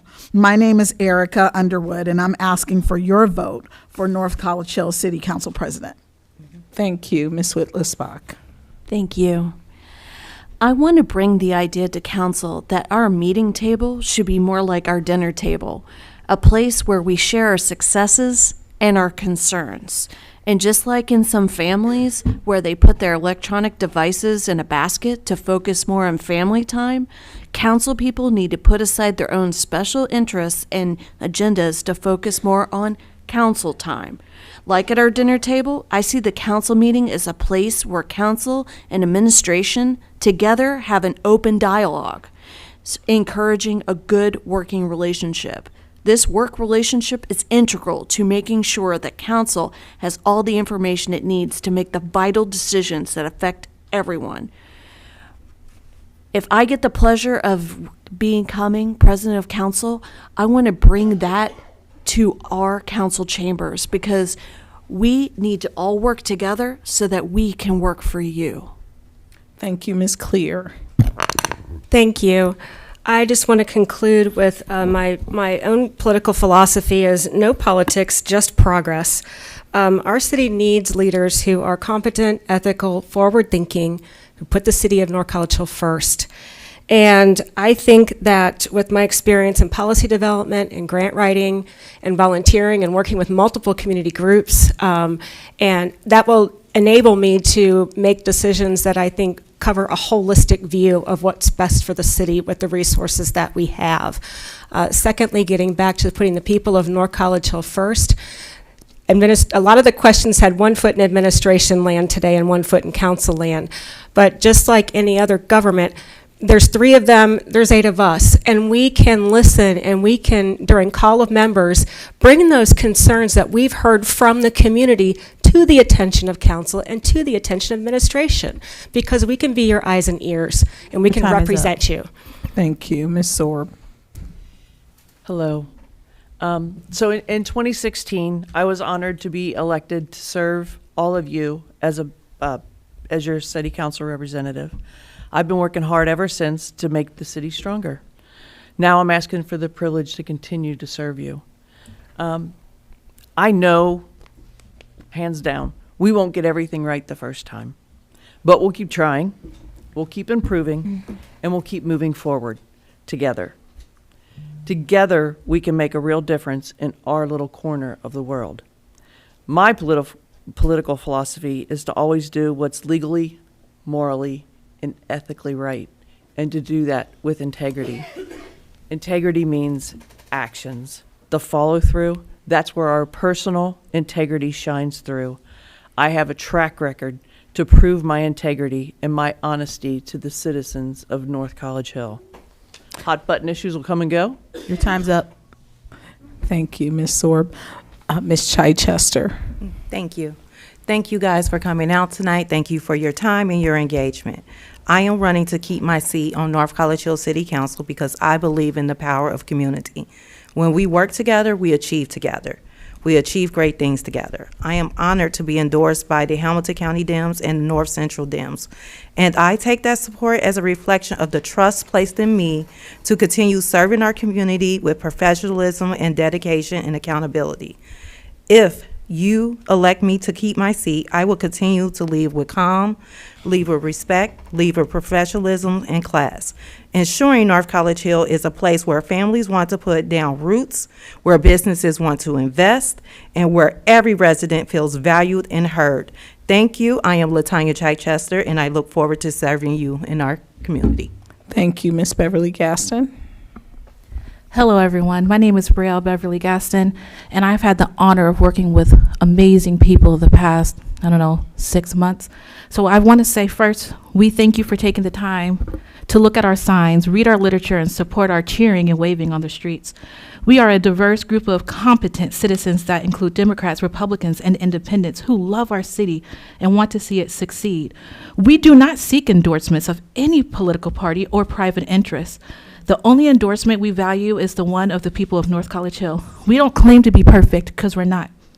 But we promise to work hard, put progress above politics, reason above ruthlessness, and communicate respectfully within those walls, and even with those that we disagree with. We will think innovatively to find solutions to serve the common good, always tell you the truth, and never betray you. Thank you. I'm Brielle Beverly Gaston. Thank you, Ms. Beverly Gaston. Mr. Wilson. Yes, thank you all for coming out tonight. Appreciate the time that you guys took out of your day to come and engage us here. I would like to say that, I'm asking for your support in November to continue the job of supporting what's in front of us. North College Hill is a beautiful city. It's a great community to live, grow in, and play. And I want to make sure that all members of this community have the community amenities that they deserve. And with your vote in November, I will be able to ensure that you guys are getting that. Thank you, Ms. Curitan. Abraham Lincoln said it best: a government of the people, by the people, for the people.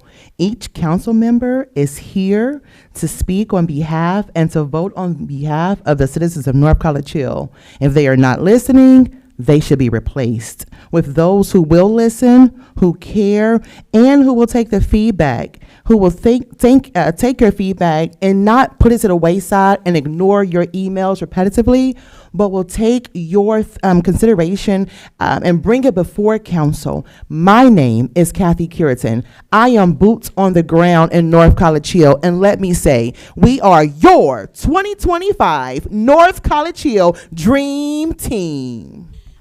Thank you. Please hold your applause. Ms. Jackson. You cut into the next candidate's time when you do that. Thank you. Go ahead, Ms. Jackson. I am your outspoken neighbor and compassionate advocate. I possess a unique skill to where I view things from multiple perspectives. I actively participate in these city council meetings. I volunteer for our community cleanup initiatives, as well as participated in the parades. I take pride in our community and foster close relationships with my neighbors.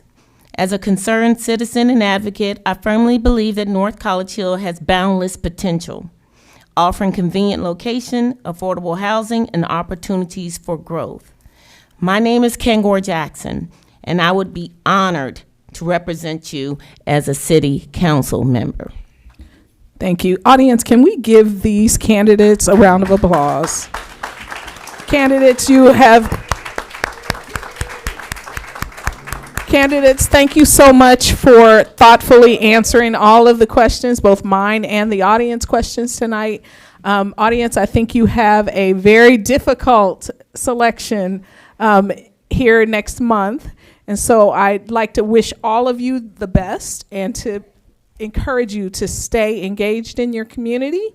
And audience, thank you for being here. Thank you for your participation. Thank you for your questions. Thank you. Thank you, Dr. Enoch.